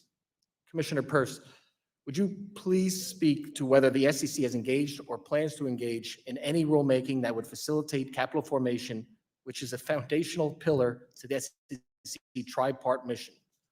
Do you think there's a need for a return to work on this front? Absolutely. There are some things that we could be doing. We could be doing a rule on finders. We could be doing a micro offering exemption. We could be expanding what it means to be an accredited investor beyond wealth and income. We could be working on crowdfunding to make some changes there. So there are certainly things we could be doing, and we have not prioritized them. What would you do with these rules? I mean, I think these are some of the things that I would try to tackle, which is we need to look for ways to make it easier for smaller companies to raise money, and we need to look at the other end of the spectrum. Why aren't companies going public? Which is a big problem, and so we need to try to right-size the regulations on public companies and allow for smaller and emerging companies to have a graduated exposure to new regulations as public companies. Thank you very much. My time's expired. I now recognize the gentlewoman from California, Ms. Kim, for 5 minutes. Thank you, Chairman, and it's good to see all of you in front of our committee today. I'd like to ask my first question to Commissioner Peirce and Weta. How does the SEC currently account for the overlap between new and existing rules? Do you ask the commenters to consider this overlap, and is it considered in the cost-benefit analysis for every new rule that you have proposed? Or do new rule proposals receive cost-benefit analysis as if they exist in isolation from other proposed rules? We consider existing rules, but we don't consider rules that are out for proposal. And so this has led to a lot of confusion because we're trying to change so many things at once that when commenters try to comment, they don't know what the state of play is. I agree with that. We compare to the existing rules, but when we have simultaneous other proposals out there and we have multiple versions of what that might look, because we ask a lot of questions, we'll propose one version, but we'll say, well, but if we don't do what we propose, what about version A? What about version B? What about version C? What about version D? So that can impact the other proposal. And how does someone try to craft an intelligent response when there is significant interconnectedness between all of these proposals and the market participants. Thank you. I want to point out that thanks to our Chairman McHenry and Capital Markets Subcommittee Chairwoman Wagner, we passed out of this committee the REG Act, HR 7030. This will make it a requirement for SEC to consider the aggregate cost of regulations, because we simply cannot afford for the SEC to continue down this path of disregarding the cumulative cost of regulations on our capital markets. The SEC has long ensured a clear delineation between its regulation of private and public markets and their market participants. So Commissioner Lizarraga, as you know, many industry participants are concerned that SEC is increasingly blurring those lines. So do you agree that private markets serve an important function in the capital raising process? And how do you view the distinction between public and private markets and the SEC's respective authority on each? Thank you, Congresswoman, for that question. I think there's an important balance in our markets between private and public that has to be achieved, so that we don't tilt too much towards the private markets, in the sense that investors have access to more information when they invest in the public markets, just because our disclosure system is much more robust in our public markets. So, but it's a question of balance. How would you address the concerns that SEC is expanding its authority to regulate private companies? Commissioner Peirce, would you like to respond to that? Yeah, I mean, I think we have broken down that line of division, which is to say, yeah, there are public markets, and these are markets that have a lot of rules around disclosure and so forth. And then private markets, people are more free to negotiate the kinds of disclosures they want. And we have taken the position that we need to erode the private markets instead of making the public markets a place where more companies want to be. We've taken the position we'll make it as burdensome to be in the private, raise capital in the private markets. I mean, but we're moving it so that it's more burdensome to raise capital in the private markets, and that's not the answer. The answer is to think about what we've done wrong in the public markets. Sure. Commissioner Wada, I've had the pleasure of knowing you for many, many years, even some decades, right? We share many in common. We are both from California. We also understand firsthand how hard it is for small businesses, especially from the immigrant communities, to raise capital and succeed. And as you know, one of the SEC's three-part mission is to facilitate capital formation. So can you point to any specific proposals during Chairman Gensler's tenure designed to promote capital formation? Unfortunately, we have not had any capital formation rule proposals on the regulatory agenda during that period. Does the SEC's approach to its capital formation mandate under Chairman Gensler differ from prior commissions, and how so? Maybe Commissioner Peirce can address that briefly. Lady's time's expired. Gentleman from you. Florida, Mr. Donalds, is now recognized for 5 minutes. Thank you, Chairman. Commissioner Ueda, in October of 2021, the special purpose acquisition company Digital World Acquisition Corporation announced plans to merge with former President Trump's newly formed media company, Trump Media and Technology Group. The SEC then brought its first ever enforcement action against a special purpose acquisition company using a novel legal theory, coincidentally a month later, after Senator Warren urged the SEC to investigate the merger. It's also worth noting that in addition to Chairman Gensler's role as CFO of the then Hillary Clinton presidential campaign, the former head of enforcement at the SEC was married to Peter Strzok, the current director of enforcement, repeatedly targeted the Trump administration as Attorney General of New Jersey, and the current general counsel at the SEC, Ms. Megan Barbero, litigated both impeachments against President Trump from former Speaker Pelosi. This seems yet another instance of the Biden-Harris's administration of lawfare against former President Trump. Commissioner Ueda, according to the SEC public records, you voted against the July 2023 settlement agreement between the SEC and Digital World Acquisition Corp., which fined DWAC for $18 million. Can you elaborate on your decision to vote against the settlement agreement? I was particularly concerned and had problems with the penalty that was being imposed. The way the penalty was structured, the only time the penalty would be imposed is if the SPAC went through with the merger with Trump Media. In other words, the very people who we claim to be protecting, the investors in that entity, would be the ones who would have to foot the bill and pay that civil penalty. And for that reason, I had strong objections to the settlement. Okay, well, thank you for that. I appreciate that. Commissioner Peirce, as a regulatory sandbox advocate, if you listen to these hearings enough, I think that's where we should be moving a lot of our regulatory environment into a sandbox model. How would a digital asset sandbox function within the language of the Fit for the 21st Century Act?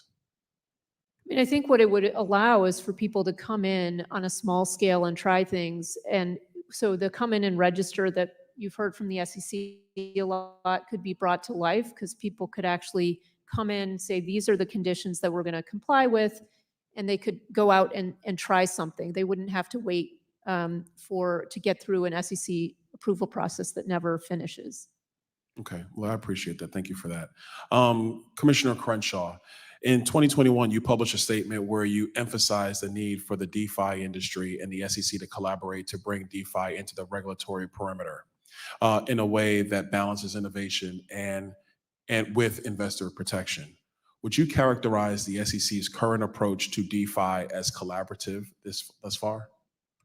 Well, thank you. I think there's been a lot of rhetoric on both sides. But what I would really like to see is getting down to brass tacks and a practical application. And I have asked for folks to bring in pen to paper where you're finding challenges. They know their industry and their business model better than we ever can. And so what I would really like to see is pen to paper where you're having challenges. And with that, I think staff would be for it. And I certainly know that my office would look at it and look to see how we can move forward. And I think we could. I think there's a lot of flexibility under the existing regime where there are ways to move forward. Okay, thank you.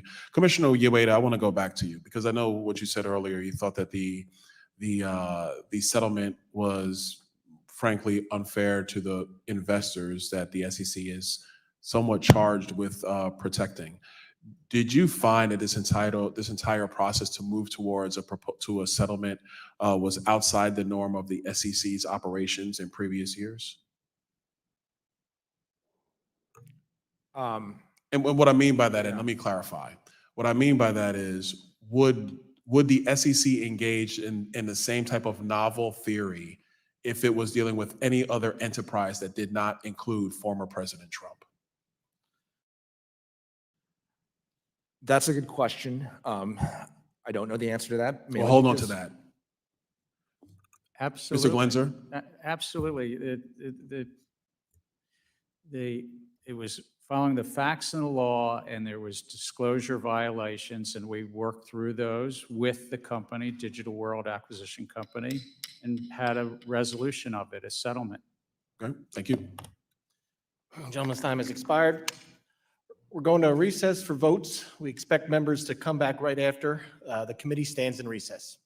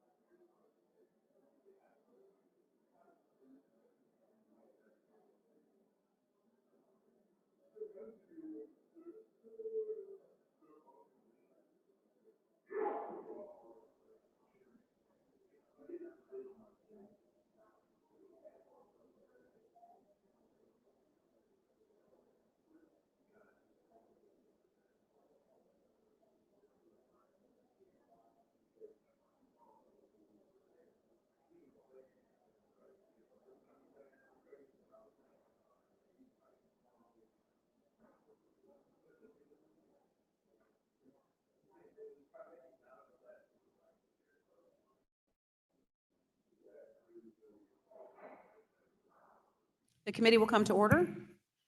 The gentleman from South Carolina, Mr. Timmons, is now recognized for 5 minutes. Thank you, Madam Chair, and thank you to the witnesses for being here today. Commissioner Peirce, in the interest of time, please do your best to answer the following questions in a yes/no format. To your knowledge, does the SEC generally consider the sale of physical art at an art gallery or auction house a transaction of a security? No. Thank you for that. Does the fact that art collectors may be purchasing pieces of art at a gallery or auction house with the expectation that the art may go up in value change anything in that analysis? No. Great. Now, putting aside art galleries and auction houses, does the SEC generally consider the sale of physical art on an online marketplace like eBay or Etsy a securities transaction? No. Okay, thank you. I do not understand is how the SEC appears to be taking the stance that NFTs, these pieces of digital art and collectibles, are themselves securities, or that sales of them via online marketplaces constitute a security transaction. The only difference I see is that one asset is tokenized and the other is not. In the example of physical art that we just discussed, there are indeed many collectors who purchase art with the intent to profit, and artists who market themselves and their work in order to develop an ecosystem of patrons. So I fail to grasp the difference here. Is tokenization enough to transform a non-security into a security? Again, the facts and circumstances of any transaction are relevant, but you put your finger on something that's troubled me, which is that we seem to be treating digital assets differently than we treat physical assets. And I think that's problematic. Well, what exactly is the differentiating factor?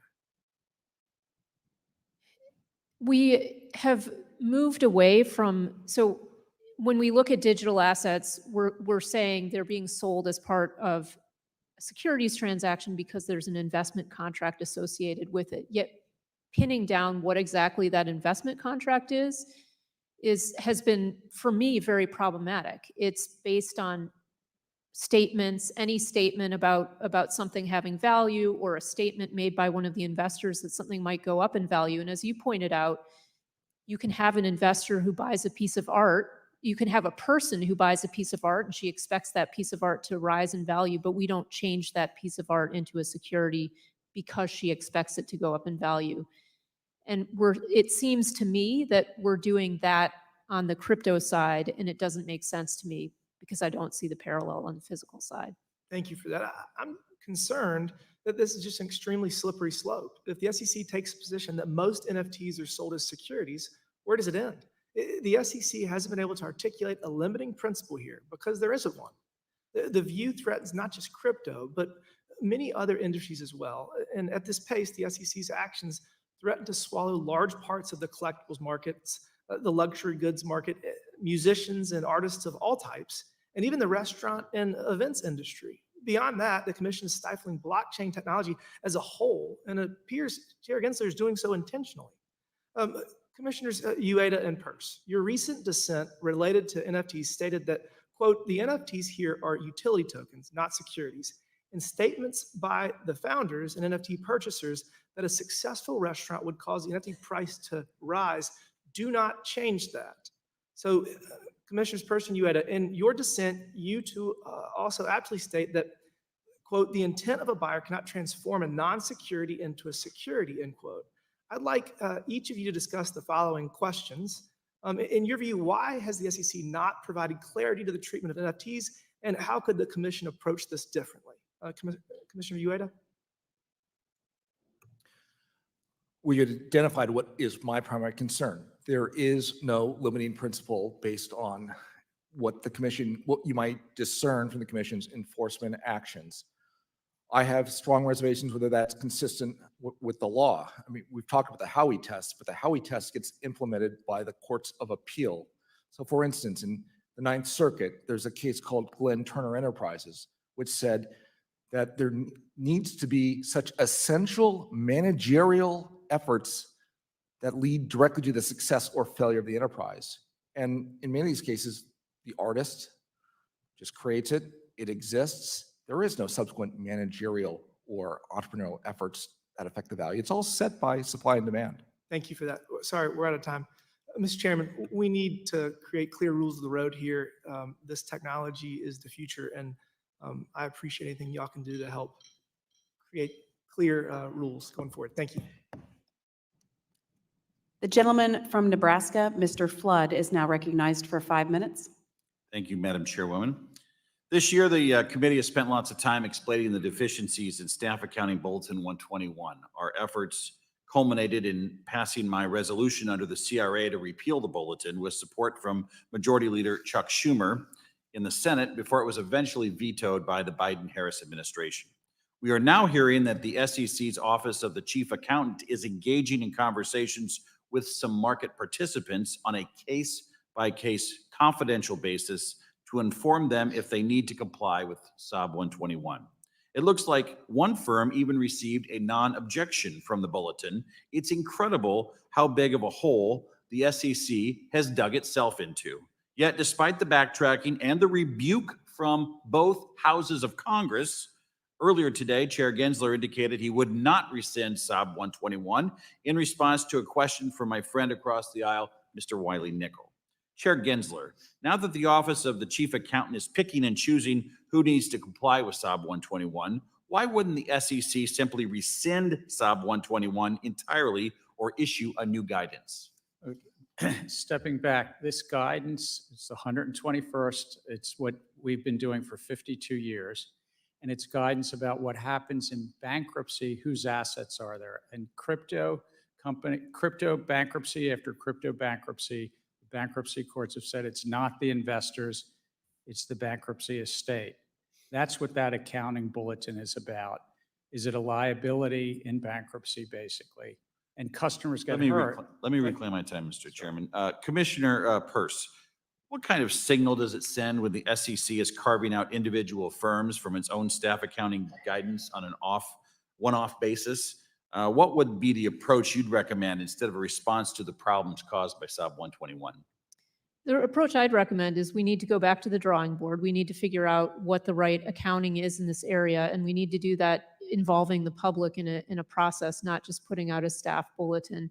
And then applying it, Chair Gensler mentioned earlier, it applies to public companies, and that's true. It applies on its face to public companies, but we've also applied it to broker-dealers. And now, as you pointed out, we're peeling it back for particular entities. There was a question earlier about why there's only one custodian in the ETP space. And one of the reasons is because of our SAB 121, which makes it very hard for people to be custodians in this space.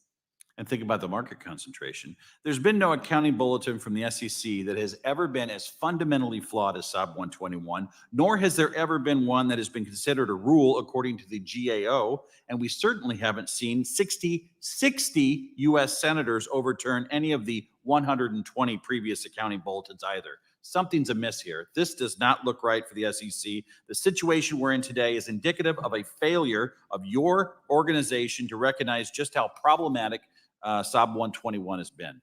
Chair Gensler, do you believe that SOB 121 has led to concentration risk because of how few entities are able to offer digital asset custody services? I think it's actually the right accounting. Off-balance sheet accounting is also what, in part, got us into the 2008 crisis. So just remember, like, when people are trying to hide things and put them off balance sheet, it's not good. Also, you talk about hiding things, Chairman Gensler. We don't even know what deals you're cutting on SOB 121 when you give a no objection letter to a different firm. Like, if we're going to talk about hiding things, let's talk about transparency. Let's talk about how do people in this country operate under our laws when your commission is doing backroom deals with one-off companies and writing them a no objection letter. That's not transparent. That's not in the interest of the American people. You can't follow rules that you don't know about. What's going on? The accounting bulletin is the staff accounting bulletin is out, but also for years, companies come in, public companies, and said, this is how we're going to account for something. Do you object? And in this case, if it's remote from bankruptcy, if a company is going to go bankrupt and it's truly the customer's I'm funds. going to hold you there because I want to give your colleague a chance. Commissioner Peirce, I'd like to pose the same question to you. It's market concentration. Is that a risk from SOB 121? It is a risk, and the accounting raises real questions about whether this is protective of investors or not. And so that's why I think we need to go out with a real process to try to figure this out. At the end of the day, the SEC has to read the room. And the entire House of Representatives voted on this, and a majority of members of the House rebuked SOB 121, and the Senate, led by the opposing party, they passed it with 60 votes, including the majority leader. This is not a good look for the SEC. This should go away. This is bad policy. With that, I yield back. Thank you, Mr. Flood. The gentleman from New York, Mr. Lawler, is now recognized for 5 minutes.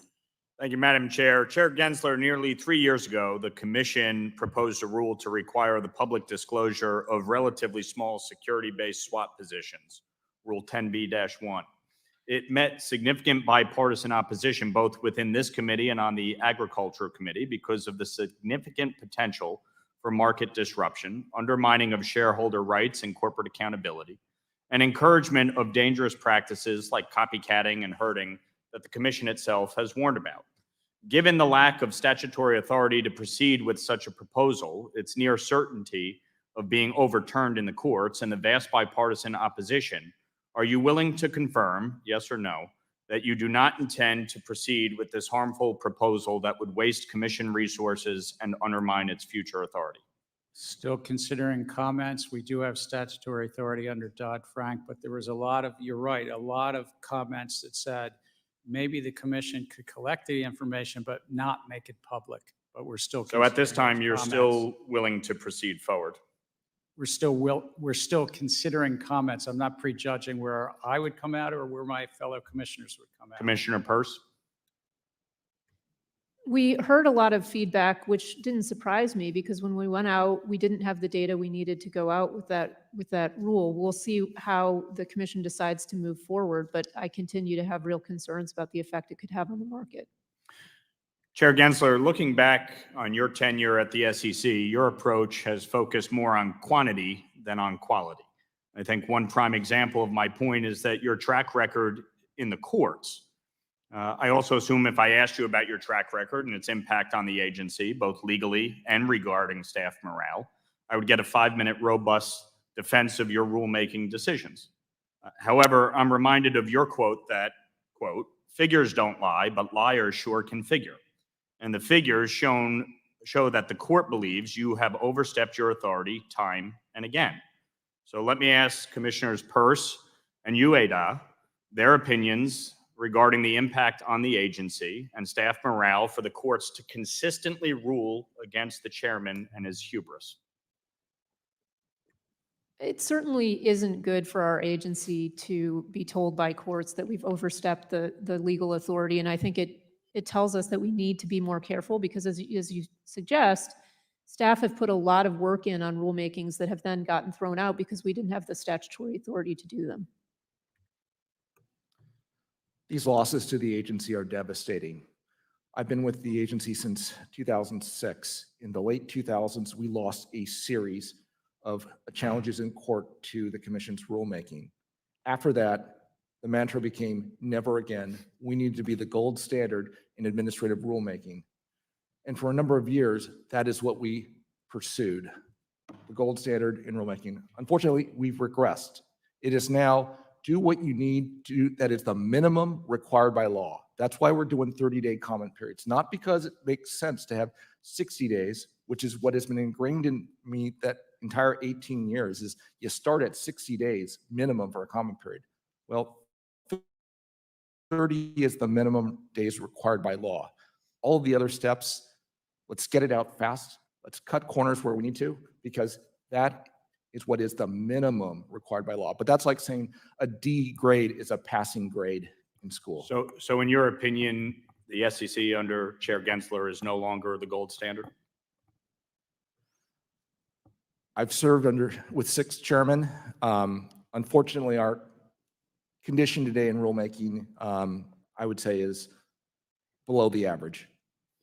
I want to follow up on a question from Mr. Sherman earlier, who expressed his concern with Webull and the concerns of having trading apps with Americans' financial data stored in China.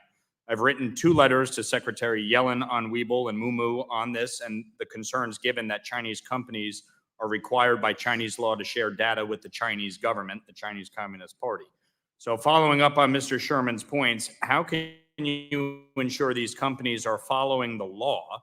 And how can you be confident the information is not available, given that Chinese companies are required by Chinese law to share data with the Chinese government? Commissioner Peirce and Commissioner Ueda. I mean, I think that the concern that you raise is a legitimate concern. We want to make sure that brokerage customers' information is protected. And it's something that I'm certainly happy to work with you on. I agree. That is a concern that we have and with protecting customer information. Thank you, Mr. Lawler. The gentleman from Iowa, Mr. Nunn, is now recognized for 5 minutes. Thank you, Madam Chair. Thank you for the commissioners, for the chairman for being here. I'm glad to see so many of you in this room from both sides of the party aisle. Our markets are here to support small business, creating new jobs, farm investments in states like mine in Iowa, and local governments growing pension funds and providing cash for home ownership. Challengingly, under Chairman Gensler's leadership, the commission hastily and arbitrarily has led to a rulemaking process that undermines the agency's critical mission, making decisions at the expense of small businesses and family farms back home. Chairman Gensler, during your first 30 months in office, there was a 110% increase in proposed rules compared to the previous 2 chairs over the same period of time. Many of those rules are both complex, I think is easy to say. Some of them have been inconsistent, and arguably they've been expansive in scope, and they diverge from the SEC's historical approach to many issues that we've come to depend on.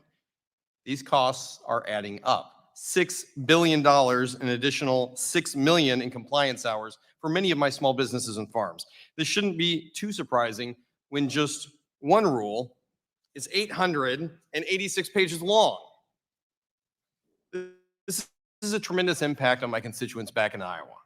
The courts agree with my decision too, because Chairman Gensler, they've taken you to court where you've lost, and then you've lost again, and you've lost again, and again, and again. The courts are piling up in this that you have overreached, and yet you've refused to take advice from me, from Iowans, and we'll hear today from your commissioners. I believe the SEC needs to start choosing Main Street over administrative rule by fiat. So Commissioner Uday, since Chairman Gensler has not answered the request that I have in the letter that we sent to him on June the 13th, signed by many of my colleagues on both sides of the aisle, I'd like to start with you. You've worked at the SEC in various roles for a long time. You know the agency well. You're concerned that the recent wave of legal challenges against the SEC's rulemaking agenda is a threat to its reputation as a well-regarded independent regulator. Would you concur with that statement now? Yes, I would. From that, does the overregulation coming from the SEC put not only its reputational brand damage at risk, but cause a harm to the people impacted by it, whether it be a small business, a farm, or others? Yeah, there are very significant effects, and I worry because of the rapid pace of rulemaking, we haven't fully been able to consider all of those effects, especially where they're negative on small businesses. I'll note that you're a Republican commissioner, so I'll turn to a Democratic commissioner. You know, Commissioner Lisgard, around 1% of all venture capital goes to rural startups. Is that correct? I haven't checked the latest figures, but if that's your understanding, then I'll agree with it for purposes of the discussion. I appreciate that. And I think that that is actually information I've received from the SEC. Could you point to something briefly during your time that makes it easier for a rural small business to raise capital? Just one of the things maybe that you've done. I have tried to encourage the small business office to expand its outreach to underserved communities throughout the country, including. I appreciate that, but that's not more than just saying we'd like you to be able to do more, even though we're only giving you less than 1%. Commissioner Peirce, Commissioner Uday, do you have any thoughts on ways that we could reach out to rural communities who need this as well? Well, I think certainly we could, you know, when I travel, I try to talk to as many people as possible. So that's one thing that we can do. But I think on the rulemaking front, it's exactly what Commissioner Ueda said, which is we need to give people time to think through these rulemakings. You pointed out we've got these very long rules and a lot of them. And so we need to give people time to think through and give us comments. I would concur. Commissioner Peirce, I want to speak to you on your public statements. You've urged digital asset firms, whether they be issuers, broker-dealers, trading platforms, to come in and register. Is it currently feasible for an issuer, a broker, dealer, or a trading platform to come in and register with the SEC today? I mean, realistically, it's not. And I think the evidence is in the fact that we've seen so few firms be able to do it. I don't want to leave you without the opportunity to respond, Chairman Gensler. And while we've had the opportunity to write you, and I know your team works hard on these things, the fact of the matter is we are Congress, and we do provide guidance for you. I think, in my opinion, you've taken it very far beyond what Congress has provided you information on. In June of this year, we raised concerns and got a surprisingly lackluster response. I'll put that on your staff and your team to hopefully get us back a more formidable answer. I'm concerned that my friends across the aisle, as well as my constituents, your fellow commissioners, all of us are concerned. Most importantly, Iowans are concerned. I hope you take the time to answer for us. Thank you, Mr. Nunn. The gentlewoman from Texas, Ms. De La Cruz, is now recognized for 5 minutes. Thank you, Ms. Chairwoman, for holding this hearing today. And thank you to Chair Gensler and to each of the commissioners for being here today. Chair Gensler, I share in the same concerns that many of my colleagues do, and especially what Rep. Nunn has just brought up to the forefront. This process in rulemaking has gone through your leadership, and we're all seeing many, many concerns. Moreover, I'm concerned about your recent proposals that stray further and further from the SEC's own mission, which, as you know, states in part that the SEC should protect investors, quote unquote, maintain fair, orderly, and efficient markets, and facilitate capital formation. That being said, I'm going to turn to Commissioner Ueda. Earlier, you said that you have served under how many chairs? 6. 6 chairs. How many years is that total? Nearly 8. It'll be 18 next month. 18 next month. And so I imagine that you have served under both Republican and Democrat leadership. That's correct. And you said, if I wrote here, you said under Chair Gensler, it was below average. Why did you use that word below average? For a number of years, I worked on rulemakings. We spent a lot of time preparing, for instance, very detailed summaries of the public comment file. We spent a lot of time and effort on decision trees of all the points that were raised in the comment file, what decisions they would be, what evidence do we have, and what were the course of recommendations. I find today, now, with a little more than 2 years as a commissioner, I see none of that work product being presented to the, or at least for my review in how I think about the decisions that need to be made at the commission level. And in fact, on one early recollection I have when I became a commissioner is I was actually told by the staff, well, we haven't prepared a summary, but you can go read the public comment files on the SEC website, which I found just astounding. Well, that is obviously very concerning because we need to have all of those details, and just saying go read the public comments is dismissive of your tenure and your experience and the knowledge that you bring to the table. What struck me when you said these words, and they're bold words, is that you say them right in front of basically your boss sitting 3 or 4 chairs away from you. I'm not his boss. Well, the chairman of this committee who is making the rules here. And while you might not be the boss and his boss, you are still the leader of the SEC. And it is under your leadership that the rulemaking is coming out. And when you have one of your fellow commissioners just 3 seats away from you with 18 years of experience saying, hey, we have a problem here, that is something to be concerned about, Chairman. If I might, we have lively disagreements on policy, but the comment summaries that Commissioner Ueda is talking about are actually put out to public, and he also gets those well in advance of a vote. That's what we do, all commissioners get. And sometimes the reason that these things are 800 and 900 pages long is because we summarize all of those comments and pull them into a file that commissioners get. Reclaiming my and- time. And Reclaiming give my feedback time. on. And what I would say with that is this commissioner has 18 years of experience, so it's not his first rodeo to work under you. And it seems to me that he would have the experience to be able to look through those files and through those reports to be able to give substance in a comment. Would you like to comment back to that, Commissioner Ueda? Well, I know the staff does a lot of work, but it is one where, in my experience as commissioner, I am getting, at least initially, some very highly summarized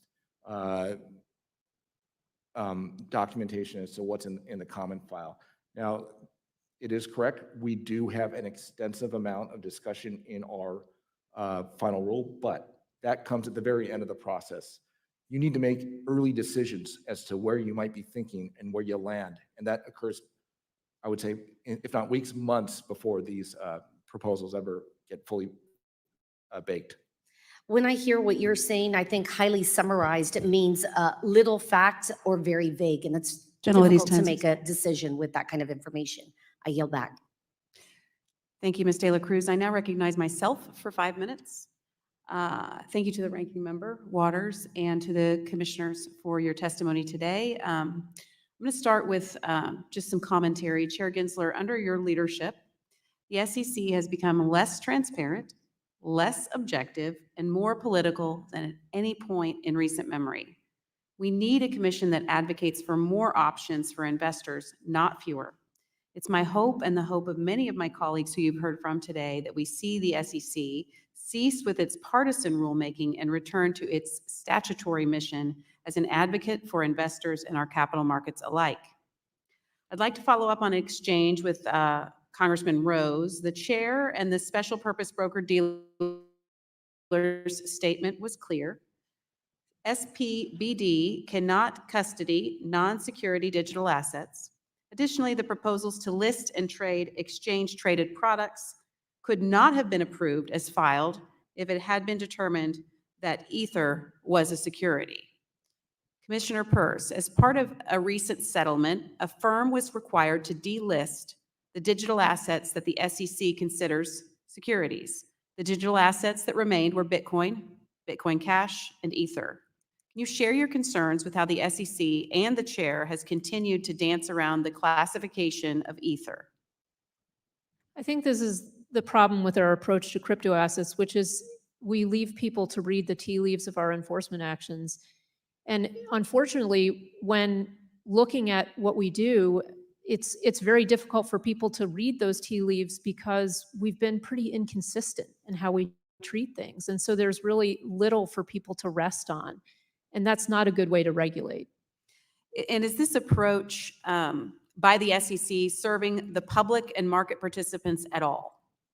It's not serving anyone. It's not even serving ourselves because we're spending so much on enforcement in crypto that we could be saving by just writing rules and then enforcing them against the bad actors. Or utilizing that for innovation in the market? Exactly. We could be working with people who are trying to figure out how to use the technology in ways that will be helpful.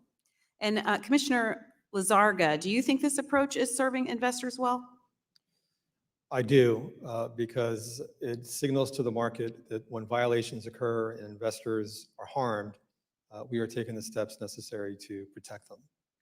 In a hearing we had last week, Professor Lee Reiners, who is outspokenly pro-SEC and anti-crypto, said, quote, "There remains a gap in crypto spot market regulation that only Congress can close," end quote.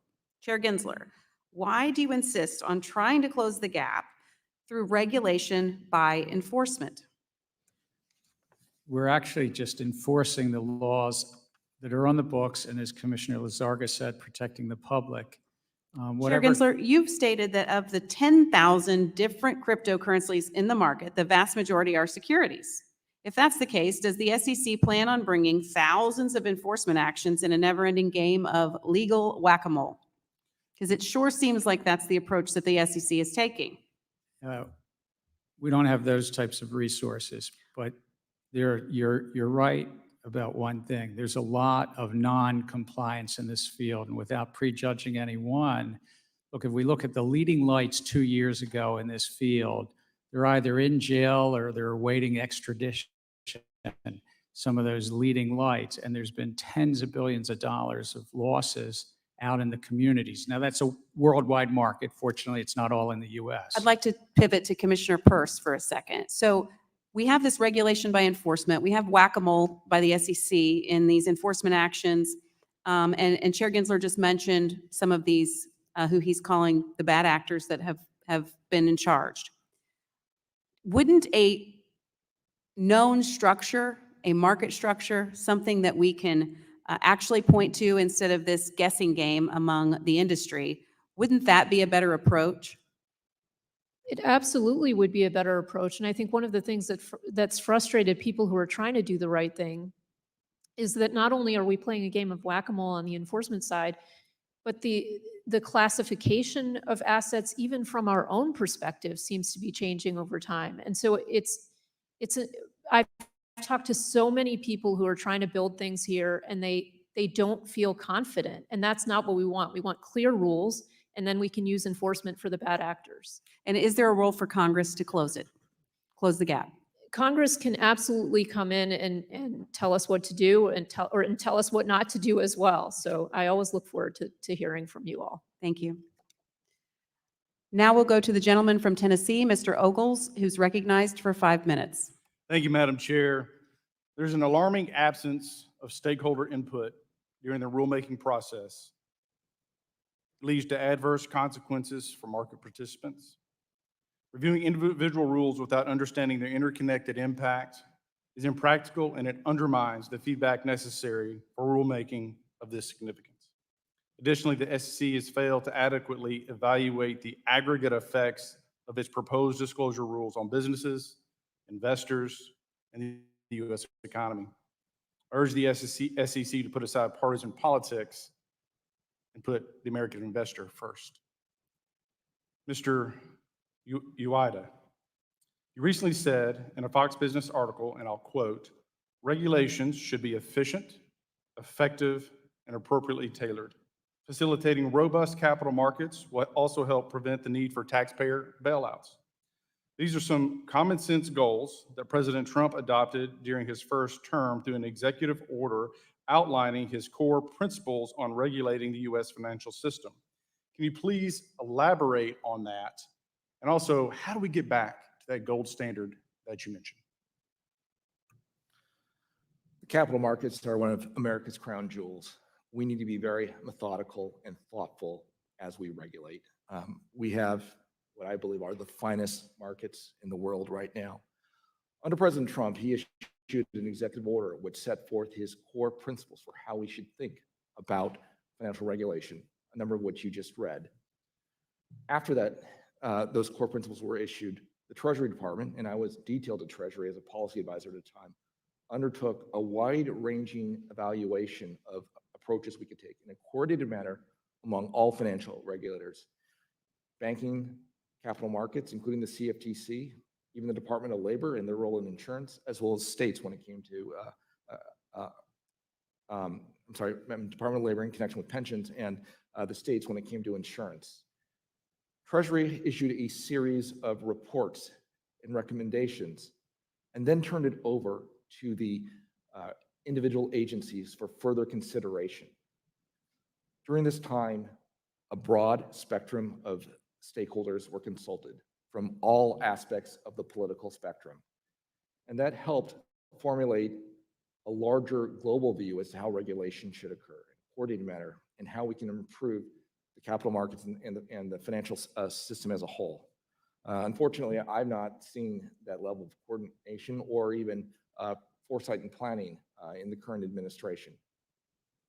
So as we look to the future, and if I'll summarize, you're saying that we need better collaboration amongst the stakeholders so that it can be fully vetted and evaluated by said stakeholders. Also, that provides for, you mentioned the 30-day window. It allows a longer period of time for the investor and the markets to adapt and adjust to said recommendations. What concerns me is the idea of the gold standard is gone. Under the current leadership, we've seen an agency go rogue that has overstepped its authority, that has made policies that have been overturned by the courts. We've seen the investor pay the price for activist regulation. Enough is enough. So as we go forward, what are the top priorities? If you were in charge, what would you do right now to fix this? Well, I think what we need to do is make sure, go back to our core values, which is maintaining fair, orderly, and efficient markets, protecting investors, and facilitating capital formation. Those are all three equally important parts. And I think to a certain extent, we've been a bit out of balance. How much time should the comment period, how long do you think that should be as we go forward? I think the default should be minimum 60 days, and for more complex and complicated rulemakings, it should be longer. And when we do have different proposals that interact, we should think about reopening comment periods, and we should also think about reproposing proposals when appropriate, because we made certain changes in our thinking.